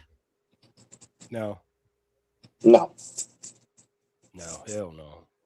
That's Okay. why I'm so scared. That's why they did a horrible job of making, how Doug said, if the prosecutor job was to prove that Lindsay did this, even Doug said they screwed up. And I agree. He didn't do the best job she could have. She left holes in it. That's why we, right now, just like the jury room, is speculating this. That's the prosecution fault for not wrapping this up in a little bow and giving it to us. We still have doubts. That's prosecution. So She had the option to sit out of court. I've seen someone sit out of court. His name was Daryl Brooks. He was right here in Waukesha. And he made little box forts in his little room with his little boxes. If anyone hasn't seen that shit, you want to look at somebody who had an idiot for a client. It was him representing himself. And it's the funniest shit you'll ever see. It's a very sad case, but he's a fucking idiot. You guys got to go see that. That's crazy. It's crazy. Anyway. I'm doing you justice, Doug. Am I right? Like, the prosecution failed the babies. Like, am I right? How you looked at I that believe case? so, yeah. I don't think the prosecution proved beyond a reasonable doubt first-degree murder in any way, shape, or form. You can almost take it off the table. There's no way you're getting a room of 12 people to agree on that. It's just not happening. I agree. First degree is gone. Doug. I've been watching Doug, y'all. I've been watching him. That's right up his street. So, and I'm listening to Pretty. So I got Pretty in the back of my head, and I got Doug right down in it. Yeah. They proved to me involuntary. The medicine had something to do with what she did. Involuntary. That's just where I'm at. Everyone say hi to Wayne's daughter. Hey, hi, Angel. What's up, Unique Angel? But if you want me to go by my training, she's innocent by mental default. Is that the last one, Pretty? The last one? Yeah, mental defect. Yep, that's it. Yep. Now, mental disease or defect. That's training. That's only training for what I see. I would give that to her because obviously she's gone. But I understand America, involuntary manslaughter. I just know America. They don't care. I mean, in all honesty, I think it's going to end up being a hung jury. I just do. I think you're going to have people that are advocating because what everybody fucking agreed on is that she was suffering from very, very serious mental health issues. Do I think that the jury has the capacity to get in her mindset that day of the crime to say, did she know what she was doing or not? That's really the question that's at hand. I don't think either proved one or the other, but I think they all proved she had very serious mental health issues. Yep. Which is another reason to take M1 off the table. You got to eliminate it. If you believe that she was suffering from a mental health crisis, it needs to just go away. M1's gone. Involuntary manslaughter. Like automatic. The drugs, automatic. Just like you could alcohol. Still need to emerge an M2 with the crisis. Yeah, but once you add the drug, it's involuntary. It's just like adding alcohol or it's involuntary if you believe that she reached the level of psychosis, and only if she reaches the level of psychosis, not if the crisis alone won't bring it down that far, unless you believe in the psychosis. But it eliminates the murder one if you think that there was a mental health crisis at play. I'm looking at this as a counselor. One, she said she was going to do it. Two, she was taking medication for the thoughts of what she might do. She admitted herself. She called 911. and then she ended up doing exactly what she said she was going to do. That's a mental health issue. And like, that's how we look. We don't look at it no other than that. Like, she said what she was going to do, and she did it. I don't get what's the problem. She told you what she was going to do, and she did it. Yeah, I agree that the charge should be involuntary. Man, that's what I feel in my whole heart, but I don't think the jury's going to find that. I think they're going to either go to the voluntary man or murder too. You crazy. Like I said. I get it. Because the mental health issue always just gets swept under the rug and not taken as seriously as it should be. She admitted herself for 5 days, and then 2 weeks later she did. Like, y'all, any counselor will sit there and like, what do you expect? Like, hello, like 2 weeks before she did this, something happened at that hospital that she was in for 5 days. People are saying, well, it was only 5 days. Well, shit, after 1 day, they would have kicked her out if she wasn't real. She was in there for 5 and then came out and did a birthday party. What? That's why she left. It's like, what is we doing? To plan the birthday party because Patrick couldn't handle it himself. And Massachusetts does not have DP, right? Nope, there's no capital punishment in that. Nope. It's not even a charge. That's why this trial is there, because they couldn't put a needle in her. So now they got to figure out what it is. That's what she wants, really. If there was a DP on the table, she probably would have pled guilty. No, she wouldn't have, because I don't know, man. in this she should be crying. Hi, She should be out of it right now, unless I they don't think open she her wants up. to be here anymore. I think her suicide attempt was very real, and she really still does not want to be here. That's what I'm saying. Riddle me this, Army vet. Where the fuck did you come from again? Sorry. I had to finish vacuuming. I want to be home by 10 o'clock tonight, not 2:30. But what Doug just said to you, I vote for that more than anything. She knows what she did. She's all guilty. She's all done. And she's all like, oh my God, and let me just kill myself and be gone. And unfortunately, it didn't work. Rhonda, it was threw herself out the window. Maybe she should have just laid down on the floor and bled out. Don't get mad, PLC. Do not get mad. No. I mean, honestly, at the end of the day, I think I got all my anger out at Wayne earlier, so like I'm totally good now. Good job, Wayne. Unbelievable. But Rhonda, so it was said that Cora's birthday party, I think, was like the next day or whatever. She did not leave against medical advice. She was discharged. That means they said that she was okay to leave. She was given discharge instructions, prescriptions, whatever, and they said, okay, go. So it wasn't to get to the birthday party. And Sorry. you know, and I don't know if you're yelling at me with all the caps, but I love you guys. Hi. Stop yelling at poor PLC. Oh no, Rhonda. Oh, maybe. I probably deserve it. I believe in this crap too, right here. If you want out of there, you're gonna be as normal as possible. And then as soon as you get out the door, you're back to whatever you were. But if you want out, you're going to get out because you're going to force yourself to act normal, answer the right questions. And you can talk your way out of that. For sure. I know a guy who tried to talk himself into there because he wanted to be in there, but they wouldn't let him in.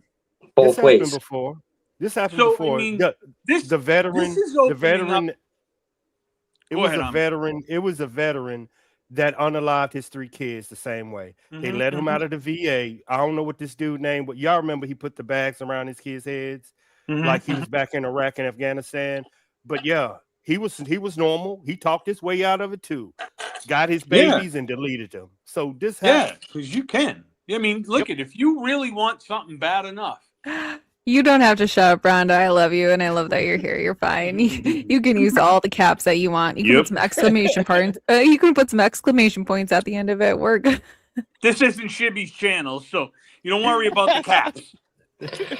So, but yeah, I mean, I that's just, I believe that, but you know My what? God, you mentioned another streamer here. How Hey. dare ya? I'm so sorry. Does Shibby even have a Oh. channel?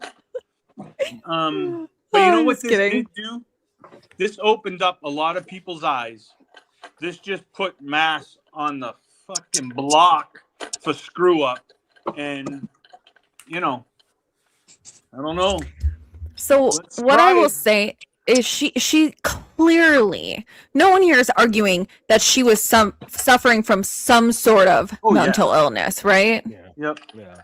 So I mean, I understand that you can't charge the mom, the dad, the brother-in-law, the sister-in-law, the mother-in-law, the father-in-law. You can't charge all of those people for being negligent. You can't charge the husband for being negligent, but they are all, anybody who saw how dire she was in need of fucking help that did not step in and say, I'm going to take these babies, or how about I come spend the night with you, honey?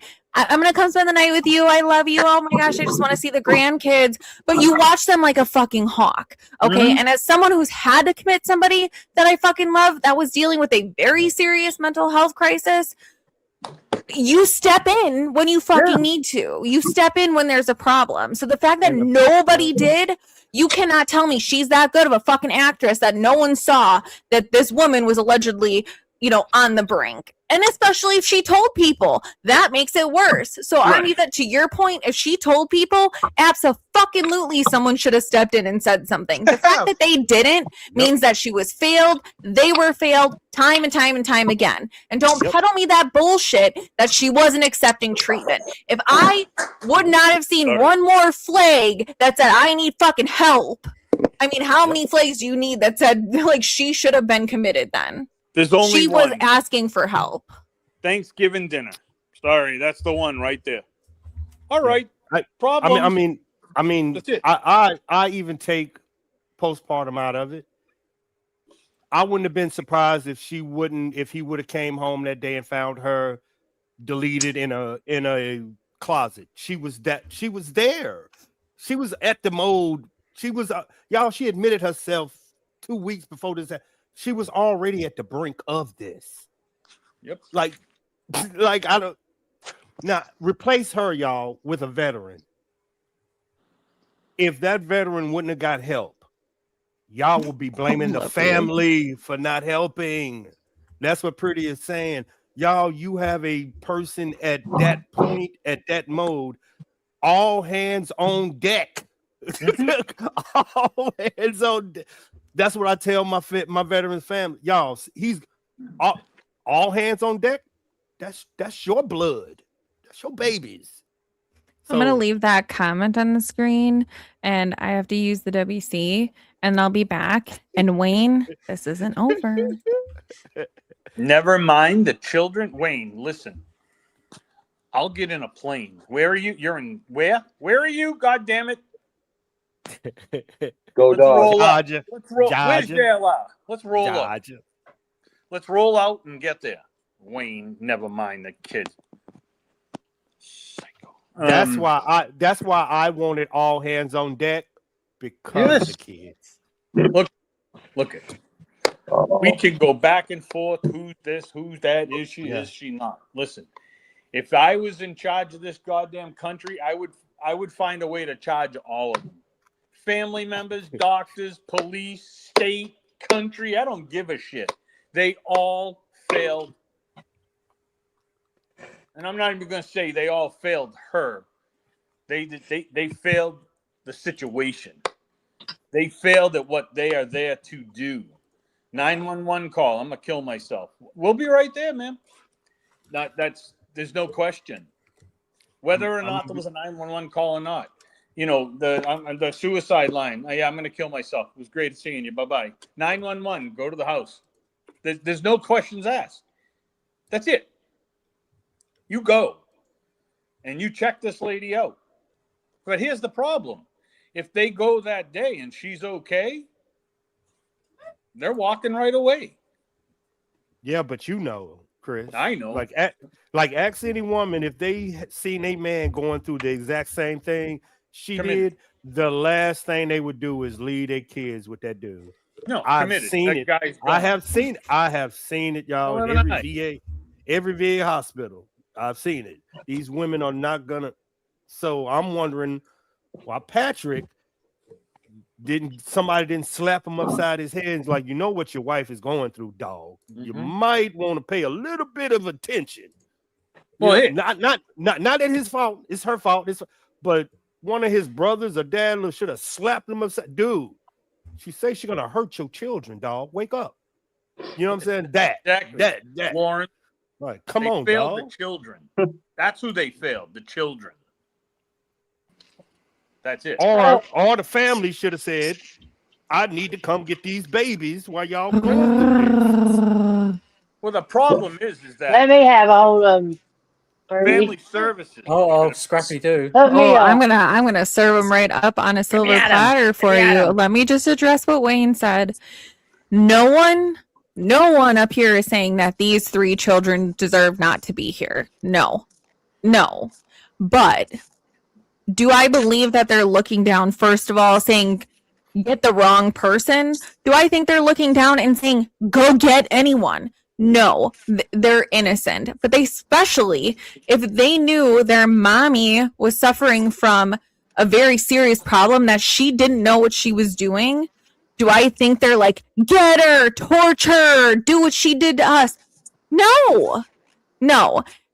And if you know what I know, and you know what BB knows, that's not how it works over there anyways. Like, I get people want Hammurabi's code around here and you want an eye for an eye, but an eye for an eye makes the whole world blind. And everyone that's coming up and saying anything like, oh, get her, she did this to her children, and you're not taking the time to understand it, you're already blind. Yeah. Sorry. Go ahead. What are you saying? What's Scott? Cook BB. What's up? Can y'all hear me good? Yeah. Yeah. Oh, yeah. Yeah. I just think I don't know, it's something about it. There's more to the story. And same with Nancy Guthrie. Like, if I can't let it go, there's a reason. Like, I can accept facts when they feel right, but these don't feel right to me. Right, Justine? They don't sit well with me. It is not well with my soul. Like, I don't buy it. Not. Yeah.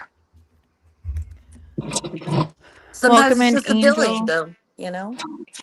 Everyone. All right. I guess we're gonna have a full house right, again. Hello. Sorry. I don't know what I missed because my phone died. Sorry, guys. Well, what happened is that she was acquitted. The children are back with us, and all's right in the world. That would You be missed amazing. a whole lot. Oh my goodness. Verdict watch. Cyber judge. Who appointed you judge?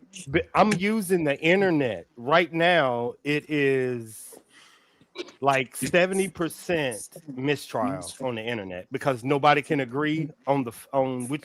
Right now it's a mistrial. So I'm gauging the internet and the algorithm, but majority of women want her on the for some reason they think this is a death penalty trial. They want her to be pew-pewed. Y'all, she's just going to jail. That's it. This ain't a death trial. It's life in prison. Unfortunately. What do you think, Ash? You've been awfully quiet this afternoon. Now that he disappeared. Oh, he's back to Nanos.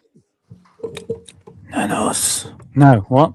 What do I think? I think that... No, Jim. No, she wasn't acquitted. No, I was fucking with I BB. think, Sorry. well, I think the least that the courts need to do is have a word with him. Yeah, he needs to go through the same shit she has.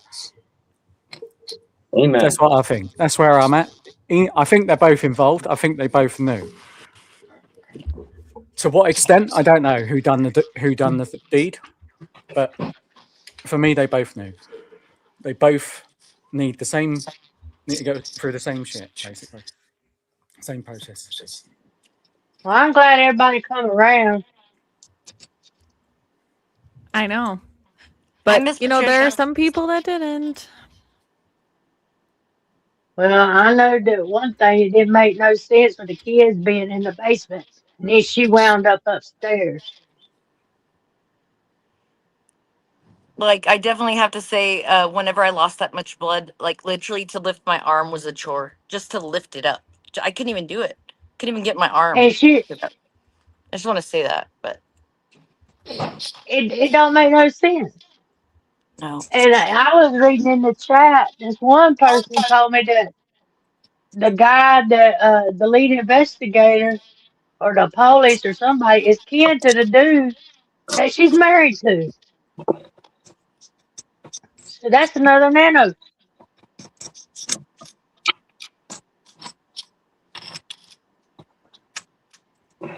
Now, I tell you what, this is what we do. Do it right. Put her up there, make her look at what she did. See how crazy she is. If she's crazy, put her in the loony bin. But I'd make both of them sit up there and look and see what they done. And see who flips out. They'd have to have like a facial like a expert or something sitting there watching what they, you know what I mean, what they do and everything. I'm getting bit up by mosquitoes right now. Sorry, but yeah, I think that that's not a bad idea though, right? Like if they did put them in a room, both of them, and showed them pictures, see how they reacted, they could probably have an expert look at that, and that could help determine like, you know, like that there is something to that, Miss Patricia. I know what you're talking about. Yeah. Yeah, Angel, it's fine. I mean, I mean, they got people that can read their what do you call it, facial expressions and stuff like that. mm-hmm. And if this woman is so crazy, why not have one of them sit there and make her watch what she did? I'll be She's the the And him one first that one. too. done it. Or I will be him the too. first one. I'll be the first one to say she said she was going to do this at a Thanksgiving meeting, and she did it. That should be the end of this case. Body too, but that don't mean I won't do it. She did it. She said she was going to do it. She told him she Okay, was can going I to tell you do it, something? and Someone's she got a did it wasp. too. Yeah, I don't Where's know the who. wasp? I Get the keep bloody trying to wasp. mute separate people to I see keep who it thinking is. it's buzzing around my head. I'm gonna Is it make sure. me? I have no idea. I don't know. We got to keep talking. Is it me? I was muted, so I don't think it was me. Is it me? You unmuted No, me. I don't know who it is. Let me see. Somebody It's not get the me. B. Is it me? Okay. So, all right. So, Wayne, to be fair, because he was very fair about reading my comments today, most of them, he said it's a society problem that we're making every excuse in the world for horrific behavior. Accountability should be first and foremost for such heinous acts. But when we're arguing the level of accountability, that's the problem, because accountability is exactly what we're talking about. Can she be held accountable? And was she in the right mind to be held accountable? Did she know what she was doing, first of all? And if so, did she pre-plan what she was doing? That is the question. The question is the level of accountability and the level of responsibility. Why did I have 8 and now I have not? I have 2 of you. Let me take one of you down. Hello. So crazy. I had 2 BBs. I had BB. So with that, Two babies. was it established how long she took medication for, and how many changes, and how long she took each medication for? This is funny to me, pretty. It was. There's a documented timeline of that. But the whole period from beginning to end is 4 months. Yeah. 4 months. Okay. And she had multiple changes during that 4 months, yeah? It started in the beginning of October and ended January 24th. Yeah. So yeah, then she, 4 month period for everything to take place. yeah. So then she never got time for anything to work. Pretty. What? How come they didn't check into the old man? How come they didn't look to see what he was doing? And how come they Because didn't they find took these her word, people? her confession. They just took it. They took it. They're like, okay, well, she said so. Well, Yeah. Did Y'all anybody know. else hear the 911 call guy go on the stand today? Like, am I wrong? Didn't that happen today? Or like they were talking about it because allegedly he couldn't confirm nor deny if she could even speak if she was on that much medication whenever the alleged confession like was taking place. They don't even Well, know. he had all the medicine. He had all the medicine. Yeah, I don't know. I just remember somebody was on the stand. I was like in and out. Like I was driving. My kids Not were today. talking, but This I'll go back and find it. I just listened to it like earlier That was today. the BAU guy from Virginia. Is that who that was? Well, This so reminds me of the Nancy Guthrie case when we talk cyber. And I'm sitting there saying they don't know what they're talking about. I got a feeling mental health evaluators about the medicine y'all talking about the use, about the doctor's appointments, about the mental health of the patient. I bet you mental health evaluators are sitting there saying, what the fuck is everybody talking about? Because y'all have to diagnose the patient before y'all even get to why she on trial. And All right, let me run this by You're Y'all echoing What real if- bad, BB. y'all don't think What she's if- I'm muted. It's not me. What if the guy he was supposed to went and got food, right? Allegedly. What if he come back with the food and put stuff in her food and overdosed her and then told her she done it? Yup.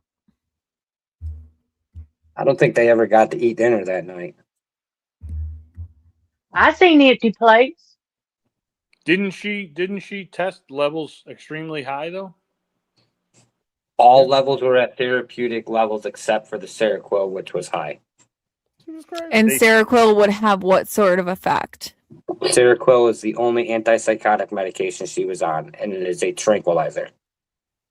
So it would be more of a sedative. Yup. I have a quick question. Yeah. So when she said she was suicidal at Thanksgiving, that's you're On saying a live, earlier. on a self-unsubscribe title. Unscribed titles. Whatever. Allegedly, IMO. Oh my god. Okay, OMG. So I'm sorry. I apologize. No, you're but fine. Yeah, when she said she was on Thanksgiving at this meeting thing, who heard that? Who was the witnesses to that? Who was it? Everybody The in the whole family? family? Like the entire Doug. family? Doug. It was Thanksgiving, so whoever was present for that, I guess. Yep. So I like don't- the entire family heard her say that though, is what I y'all think are it was telling me. just her mom and dad and Patrick. Okay. I don't think the sister. Are you sure it and wasn't the- just Patrick? No, just Patrick was before and after, but they're at the Thanksgiving dinners when she told her mother and father. Okay, what well, she the had reason I'm told asking is Patrick. I have two brothers that have committed suicide. And I'll Hey, tell on you, the live side. I live us. Gosh damn it. Sorry. That's You're even, fine. and you could say cuss words, you just can't say those words. Yeah, Yeah. it's weird. Sorry, kid. Unalivable things, whatever. So two brothers, That's a and it's good hard one, to talk about, so I apologize. But like, No, I'm sorry to hear that.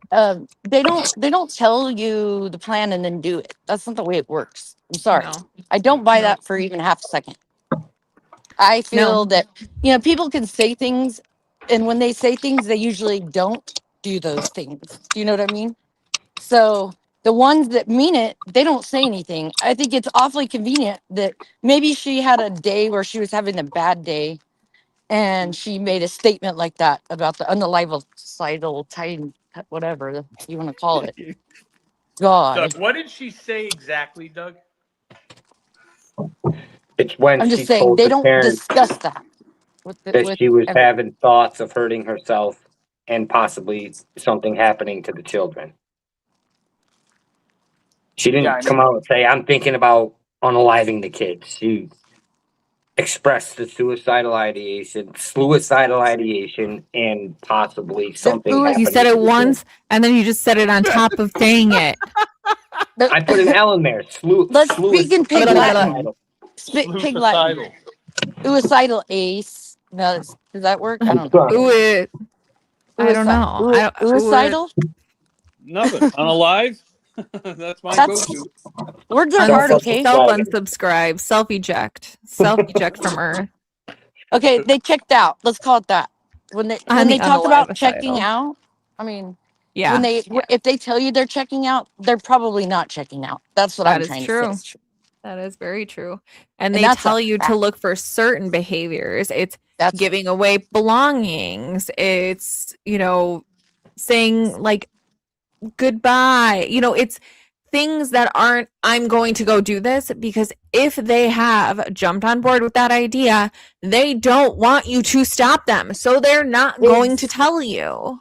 Exactly. What about multiple 911 calls for help? Is this it was 988? What 988? Would this be a trend? Would this be a trend? Add everything together, not one by one, circumstantial. Add what she said to the family. Add her actions. Add the 911 call. Add them self-admitting. Add the family coming over. Add everything together. Don't just take one. Add her whole track record into what it was building up. That's how the VA does it. They ain't gonna just take her saying that. They're gonna take her saying that. They're gonna take her being on the medication. They're gonna take her with the children. They're gonna take her, Patrick information. The mom's, she's building a track record. That's what I see. She's building it. And I'm looking dead at it. She's building it to the last moment where she self-admitted herself to a help center. And then release herself. Oh, Chris, what the fuck indeed? Ooh, the ghost got to you?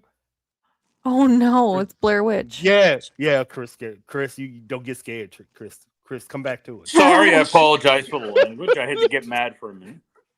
But you see what I'm saying? I'm building the track. The track record points me to intervention. That's what makes this case so hard, though. It really is. But I think the other side of it too is like the more cries for help. Like, okay, the only thing that was ever found when my brother did the checkout thing was a journal. He wasn't telling anybody. It was a journal, and the other one didn't even do that. So, I mean, they don't talk about it. I'm just saying that 2 out of my siblings did this, and they don't talk about it. So that's what I'm getting at. Like somebody that talks about it, they need attention, they want it, they're asking for it. They're not as likely to do it, and so I don't know. I feel it's an awfully convenient way for him to go be with his little side thing, to use her cries for help as a, oh my gosh, this is the perfect thing. I can set her up, and no one will doubt me. Sorry, I just see it in a different way. No, I see it that way as well. I have seen it. I have seen people do this in the VA to veterans. So I I agree. And I see what you mean. I totally agree that they can manipulate somebody on drugs. I see it every day, y'all. I see it. Honestly, I see it. And it's just, that's why this case is hard, is like there's two sides to this. Like there's two ways it could go. And I see what you're saying as well. It's just that we can't rule it out yet, just because we have to see some facts. That's mainly the thing. And if you look at that guy in the eyes, you can't tell me you think he looks like a great person. He doesn't. He's scary. Like, I'm sorry, that guy gives me the heebie-jeebies, big time. Remember now, I'm one of the few men that says the minute, and I'm wrong for it. I'm saying I'm wrong now. One of the few men that if she was going through this, I'm taking my kids and rolling, and you deal with what you got to deal with. I'm sorry, y'all. I would have been took them. See you later. Exactly. Yeah. I wouldn't be planning no birthday party with you. I promise you that. I'm out. Yeah. And the thing, why would you leave your kids alone with somebody if you really thought that that's how they were? Like, I'm sorry, I don't buy it. I just don't buy it. grabbing my babies and leaving. Pause. Get mad at me, ladies. Y'all would do the same thing. If that dude was acting crazy, y'all would leave. Give me these babies, and you would go stay at your mama house, your dad. Same thing. I would do the same thing. I promise you. And you know what I will say is, no matter how frustrated I get, what I will say is that no one believes that these children should have, or they did not deserve this, and they do deserve justice.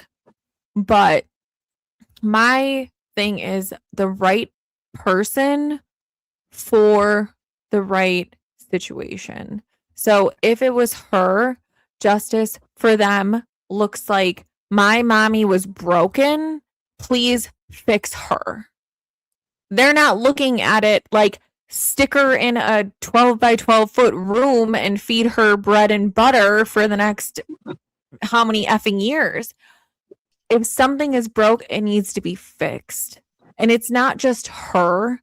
It's not just the situation.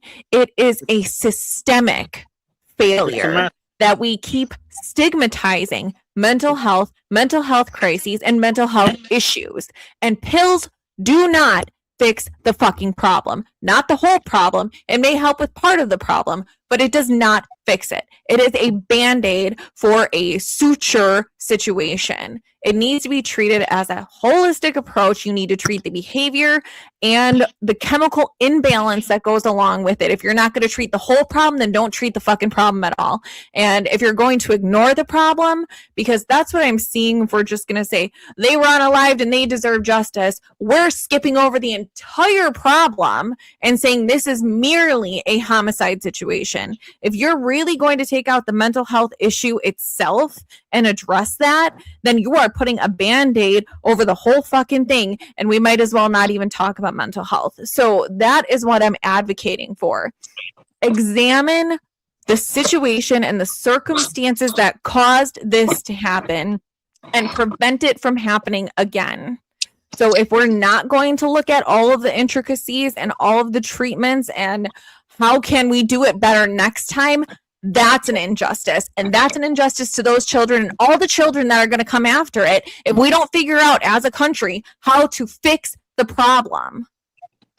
I'm done. Go ahead. On that mean note that you just, I might need help with you. It was passionate. I know. I'm working this case that I might need help with your understanding of mental health.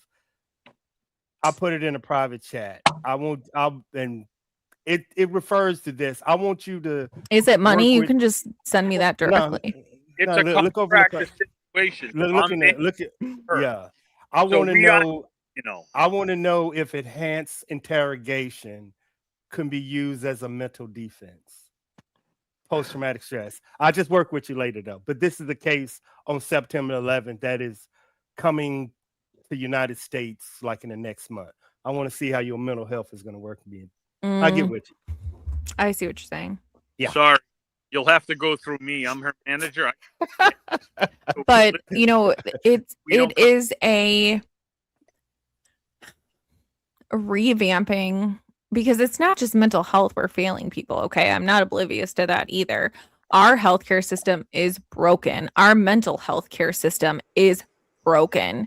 There needs to be safeguards and fail safes in here. And above anything else, the people that know the person the best, when they see a need to intervene, then it is their duty to intervene. That is what you sign up for when you have your own children, is to look out for them. And if you see there being a problem, is to step in and say something. That's what happens when you sign up to be someone's spouse. If you see them failing, you don't let them fucking drown. You give them a lifeline.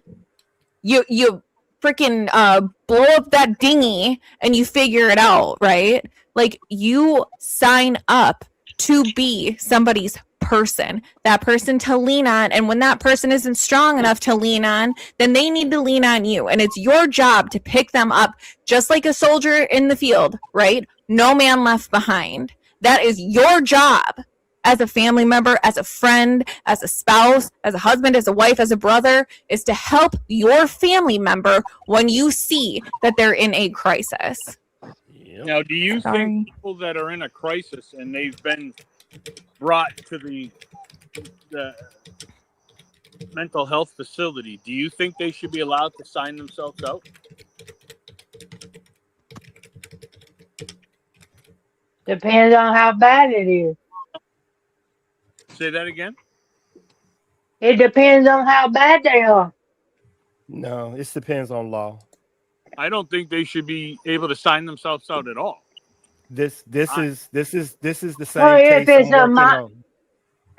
if It's it's law. a minor thing, a Y'all lot are of people they sign themselves into a lot of stuff and they sign themselves out. Just like these places where they go get off of stuff. You know what I'm saying? They sign themselves in, they sign themselves out. Do you guys categorize that in the same stuff? If you're trying to get off of methadone, do you consider that a mental health crisis? If you follow the drift, do you I don't. Do you categorize Lindsay and the neighborhood methadone guy? I don't. No. I don't put them in the same category. No. I think it's two different things. The mental health. But law protects us from them. If they're thinking irrationally, that's when the law steps in. The law didn't step in her case. Yeah, they just adjourned the jury. Yeah. Just so you guys know, it just came over the news. What? They adjourned for the day, it just said. Oh, just now? Oof. Yeah, just now. They just That's adjourned 10 for p.m. today. Are they sequestered or did they go home? They very well may be sequestered now until they reach a verdict. I would assume that they probably are. Were they during the trial or no?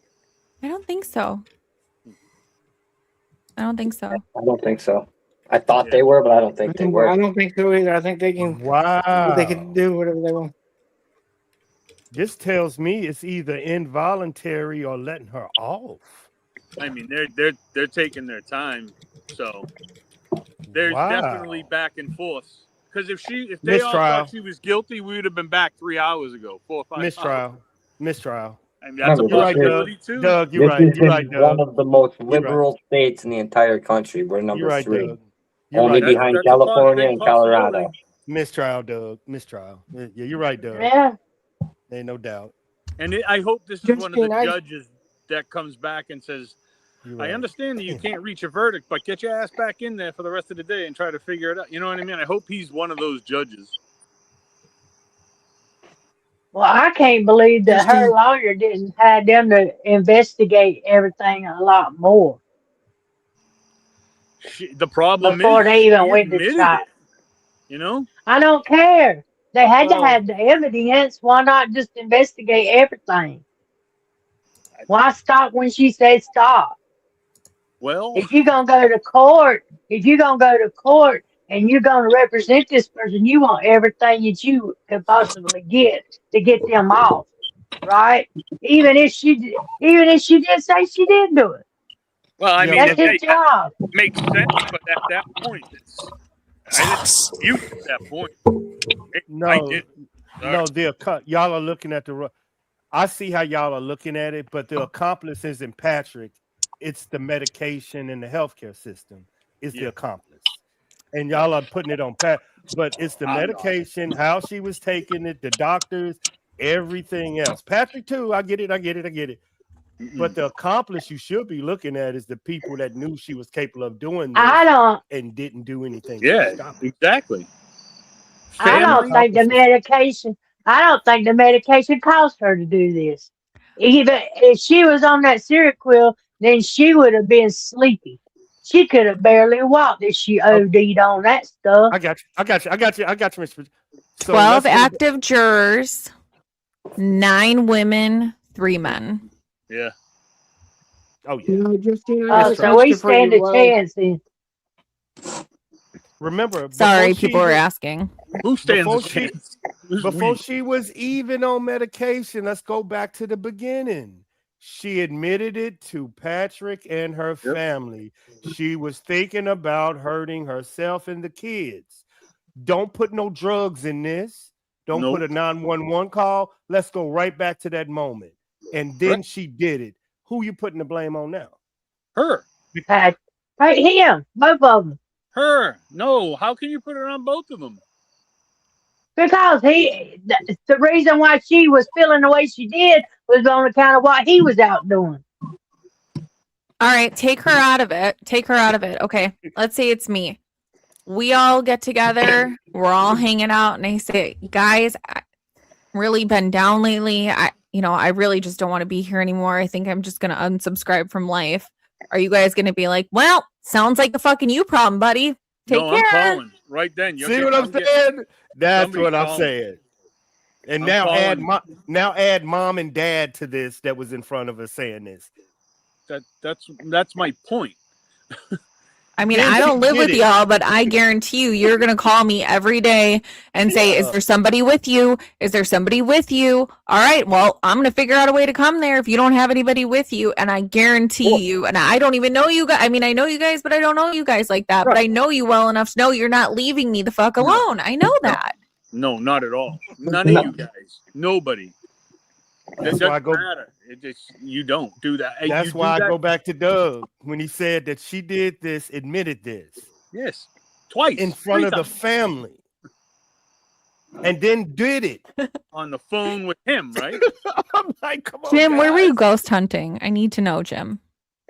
Chris, Jim saw a few of your friends today, he said. Or he did. I'm on my Ghostbusters hunting vehicle, my getaway vehicle. Let me show you. I'm so jealous too. Let me show you a quick video, quick picture. That's it right there. That's my getaway vehicle. It's got big eyes so we can see the ghosts. Oh, look at that. And it's got real tires too. They're ready to go. Now, can you measure the length from tire to tire and drive that along some gravel so I can compare it to the tracks in Nancy Guthrie's driveway? Sure. No problem. Let's do some field testing here, please. That was perfect. And look it, and we have everything we need for field testing. I got little cars, I got lawnmowers, I got shopping carts, we have houses, we got it all. We have a car down there for everybody. We're good. And sand toys in case we want to stop by the beach. Yeah, I don't. Okay, so we're at 2.5 hours now. We're gonna wrap this up in about a half hour. Do you guys want to keep talking about this? Because I can talk about this all day. Otherwise, I found the plane that Savannah took from New York to Tucson. Good. Cool. What day and what time? I don't know, but was she on the phone? Was she on the phone on the tarmac? Nope. Okay. There is no way in the records that I could find that cell phone and MAC addresses and IP data would still exist. That shit has been bumped daily. That stuff is reset. I guarantee it. Well, what phone call would you be asking about though? The first one was the sister to her, so she would be at home, right? Batman at the front door. Yeah, at the front. If we're door, talking about the very first phone call, allegedly it was to 911. Well, the first call to Savannah. Who the fuck is Samantha? Savannah. The sister Annie called Savannah the first time. Savannah's it's on a Sunday, so Savannah's home or at church or somewhere, right? Carson's. Right, Daly's house, right? Mm-hmm. So Carson Daly. Yeah, that's a little strange situation too, isn't it? Pause.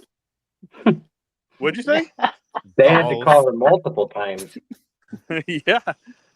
So it took her a while to get out of bed. I mean, out of the house. Yeah.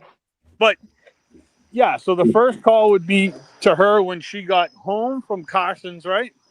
Because then she meet her husband as they came in the driveway. He was getting home from his trip. Okay. Yeah. I don't know. Sure. And what's the price of tea in China? Oh, I'm tea. not, What I'm not time? sure. I What don't about think the they plane, investigated Purdy? Savannah. What, Doug? I said I don't remember them investigating Savannah that much. I just remember No. they made the call and it took her a while to get back to him, and then it took her Why do you however think long fingers it ain't took her to pointing get at the her? truth out. And they need to. What time did she land, Purdy? Had to She be took early. I'm Let gonna me say a around. flight from Mummy's on dinner day. I know that. That was like Mummy. I'm gonna say 5:36 or around something. Mummy. 5 or 6 o'clock. 5:36 p.m. I think it was. mama, Yeah. mummy, mum. Yeah, Mummy that went to Mummy and then went straight to Carson's, and then less than 12 hours later, oh, it's Dante. Later, Oh, 12 that's hours later. Dante, Was that yesterday? help me. That's funny. Something went wrong at the house. Oh my god. Dinner Okay. gone wrong. So this all came from this Fox News article. Let me get it. Let me get it.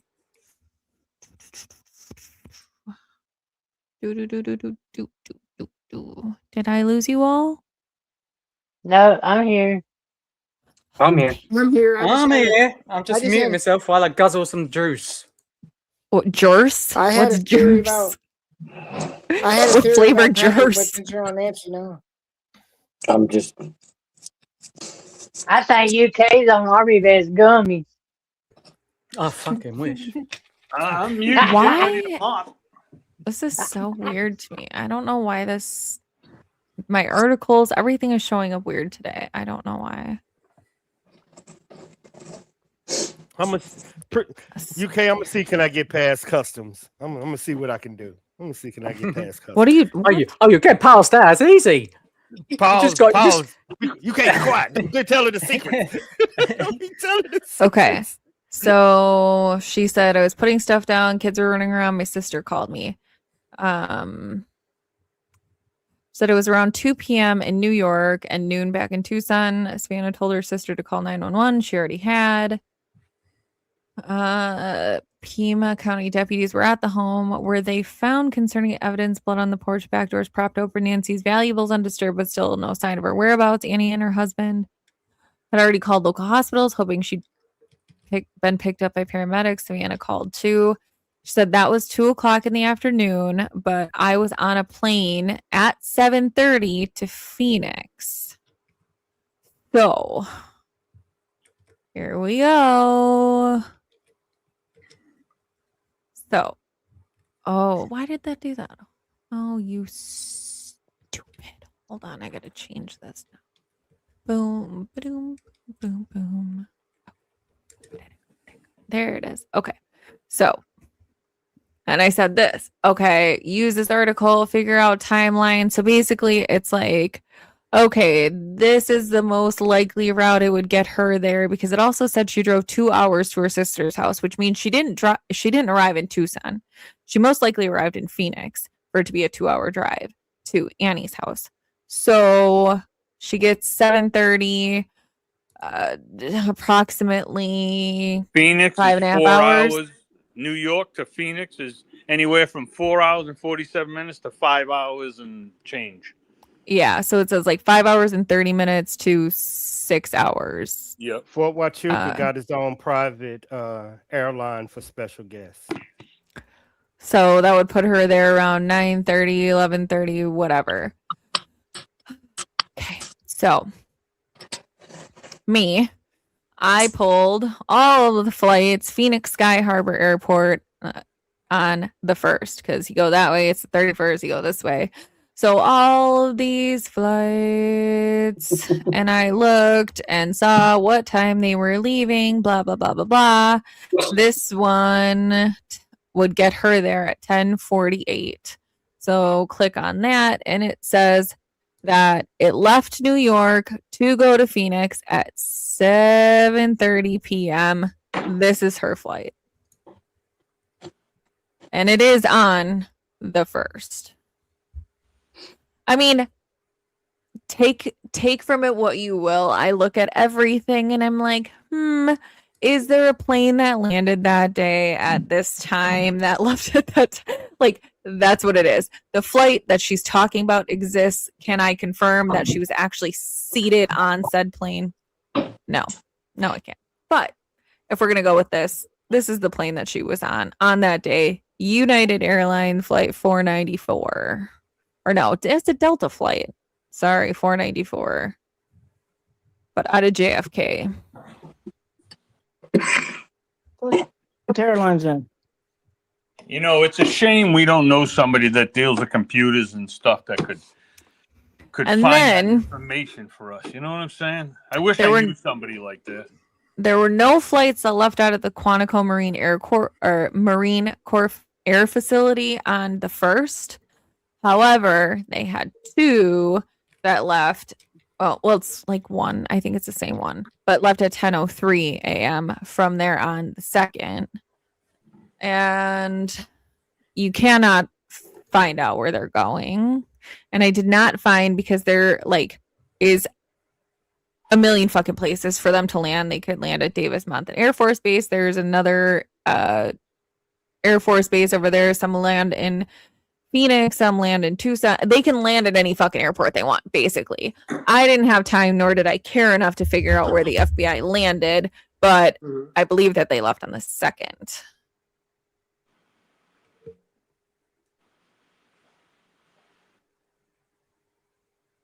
Yeah, so that's that. Oh, and I found out that there is an airplane called Sikorsky. Do you guys want to see that? Because I had to send it to Sikorsky to tell her that she had her own airplane. She had an airplane. That would make her day if you told her that. I did. I said, "You're an airplane," like literally here. Literally, the freaking title or the subject line is "You're an airplane." See, Sikorsky CH-53E Super Stallion. So everybody from here on out, Sikorsky is now Super Stallion. Pause. So please refer to her as such. Okay, pretty. I'm gonna be strategic in these questions. Okay. What do you think this means to you in the Nancy Guthrie case? What are you trying to highlight? What am I trying to what? Highlight. I did it for personal confirmation that her story that she told Fox News checked out and would be feasible. Turns out it is. There is a flight that exists. So it does give me a little more padding to perhaps the timeline that they are giving is potentially accurate, at least to the day. When with the information that you have, when did she land on the ground? 10:58, 10:48, 10 something 8 p.m. Let me see it. And while she's looking that up, when Savannah landed, when 10:48. When did we find out Nancy walked away? When was that leaked? When was this leaked to the news? The second. 6 o'clock. No, it should be 6 o'clock that day, before 6 o'clock that night, if I'm right. The second that it was reported? 6 o'clock. That would have been around. The news cycle. We're going, okay, we 12 o'clock, they found her. When was this leaked to the media that she might have just walked away? About 3, wasn't it? 6 o'clock. It should be about 6, 7 o'clock. 6:46 p.m. So Savannah was already on her way there after talking to Mark Kelly. Yeah, What it would have did- been 8:30 or 9:30 or something. New what York did they- time. Yeah. What did they find out between Savannah getting off that plane at 10 o'clock till the next morning that they found out that she was abducted? What information did they have besides Savannah coming there? Nothing. They already had the video. They already had the doorbell footage. They had to have. So why found the didn't buzz. so why nope, I already had all of this. So why at 6 o'clock they didn't say any of this? Because Savannah was on the plane on the way there to 10 o'clock. They didn't come up with this that she was abducted to Savannah touch ground at 10 o'clock. Because the news cycle had this written as what? She walked away. I walk away. It didn't happen till the next morning that they said she was abducted. I'm just giving y'all the timeline. That's true. So what Oh. in this case, in this case, if they knew this was a kidnapping from the start, which everybody think they did, what changed between Savannah hitting the ground? Nothing. Same information they had at 12 o'clock, they had the next morning. What happened? Mark Kelly. Something happened that night, y'all. That's all I'm saying. Mark. Something happened. Something happened Mark between 12 Kelly. o'clock and the next morning that they said this is it. Unless they all been lying to us.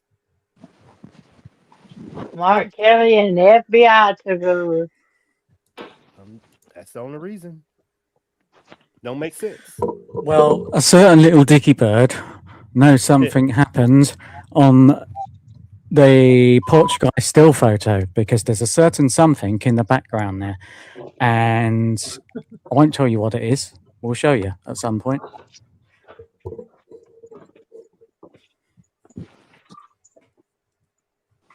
You talking about the car? Nope. And by the way, Bill just told me that Cameron's flight, he has a friend that looked it up, and Cameron did not fly to Phoenix or his plane or Tucson, but his plane just basically goes from Vermont back to Rhode Island, back to Vermont, back to Rhode Island. So and there's no flights on January 31st. There's no flights from like January 14th to like March. So But he ain't flying his plane there or home or her away in his plane. No, and So he didn't even. go ahead.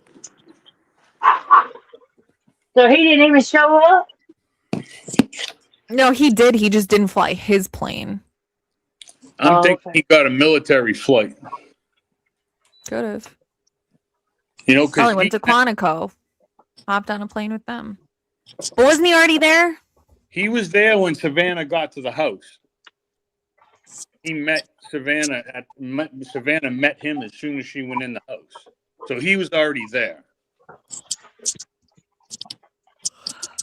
That's why I was like, was he in Vermont or was he actually there in Phoenix already? I mean, in Tucson already. And was he the person bunking down in her Oh, I think he was there. casita? Casita. Is that what it is? See, I never remember that goddamn name of that damn thing. Why can't they use the just Lord's call name in it- vain? Really? That's a mortal sin. What is? Using the Lord's name in vain. Everybody yells at me. Well, God, whatever. God ham. Holy Why can't- cats. Why can't they just call it a pool house? It doesn't have to be a casita. God. But yeah, I from the beginning I thought maybe that was him bunking in there. Oh, and Wayne is go to We Investigates and subscribe. I don't know if you guys have, if your link has been dropped, but he does that. We go over there. He's like our go-to guy to be watching this. So if you want to see me rage in the chat for a while, I will be there tomorrow. I Well, feel guess like you what, when I watch everybody? the interview. I feel like you when I watch the interview room. I'll be yelling at the screen too. Anyone know who picked her up from the airport? I have no idea. I'm sure she had a car. Yep. Probably an Uber. Probably military. She didn't I have don't no know. Uber. Where did BB go? We never know where BB went. BB is where she's meant to be, I guess. What Good night, if? Elaine. What if old Nancy there? What if old Nancy there is next to that porch guy's still photo in the background there, tied up? What would you say about that one, Evie? It could be, but if we know what we know, where's the rest of the footage at the back of the door? That's what you should be concentrating Love you, on, Wayne. because it's two more Ring cameras out there, y'all, with video on it that was connected to a solar panel at the top of her house that have to be ripped out. These wires have to be ripped out of these. So I understand what the FBI is doing by giving everybody this camera, because everybody is concentrated on it, which I understand FBI, cyber, and CIA, they're going to manipulate the shit out of that damn picture. But still, we aren't forgetting that usually when you do a package like this, it's 4 cameras, y'all. One for the inside and the rest of them on the outside of the house. That's a package. Where are the rest of the camera footage?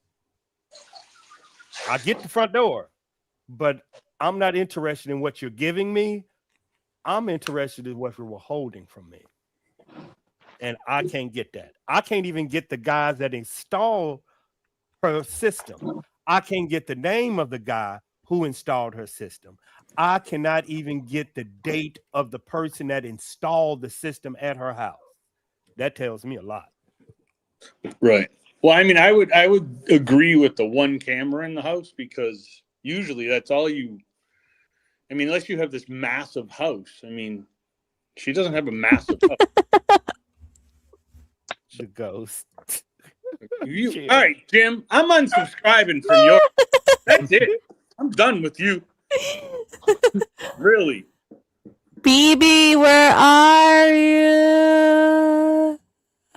That was a cool She go, session with she BB. I'm going Well, on replay. That's been real. It's been fun. You guys got any last wise words of wisdom? Yes, I do. Don't talk about ghosts anymore. Thank you. What about the one behind you? Exactly. Hey, how you doing? Okay. Didn't I just say don't talk about ghosts anymore? All right, y'all. I'm gonna bounce out of here. I want to get done. Thank you for having me. Oh, come Thanks on. for coming All back. right. I'll see you tomorrow. I don't vampire, okay? I gotta set that alarm clock. I gotta answer to the man in the morning. You know what sucks is like everybody that comes on, like Sikorsky, who has to be on until like 4 a.m. Now I'm not tired till like 3 now. It sucks. Yeah, I had to drop out of the vampire race because I won't build for that life. Nice. But anyways, I gotta run. I was baiting. Love you all. I'll see you in the morning, Doug. Maybe, I don't know. Yes, sir. Have a good one, and I'll talk to you all later. What happens in Tucson stays in Tucson. That's what I'm saying. Thank you, everybody. Thank you, I'm finna roll out of Amy. here. I'm finna roll out of here. Thanks, Later, Doug. Thank you all everybody. for being respectful. We respect each other's opinions. We can debate.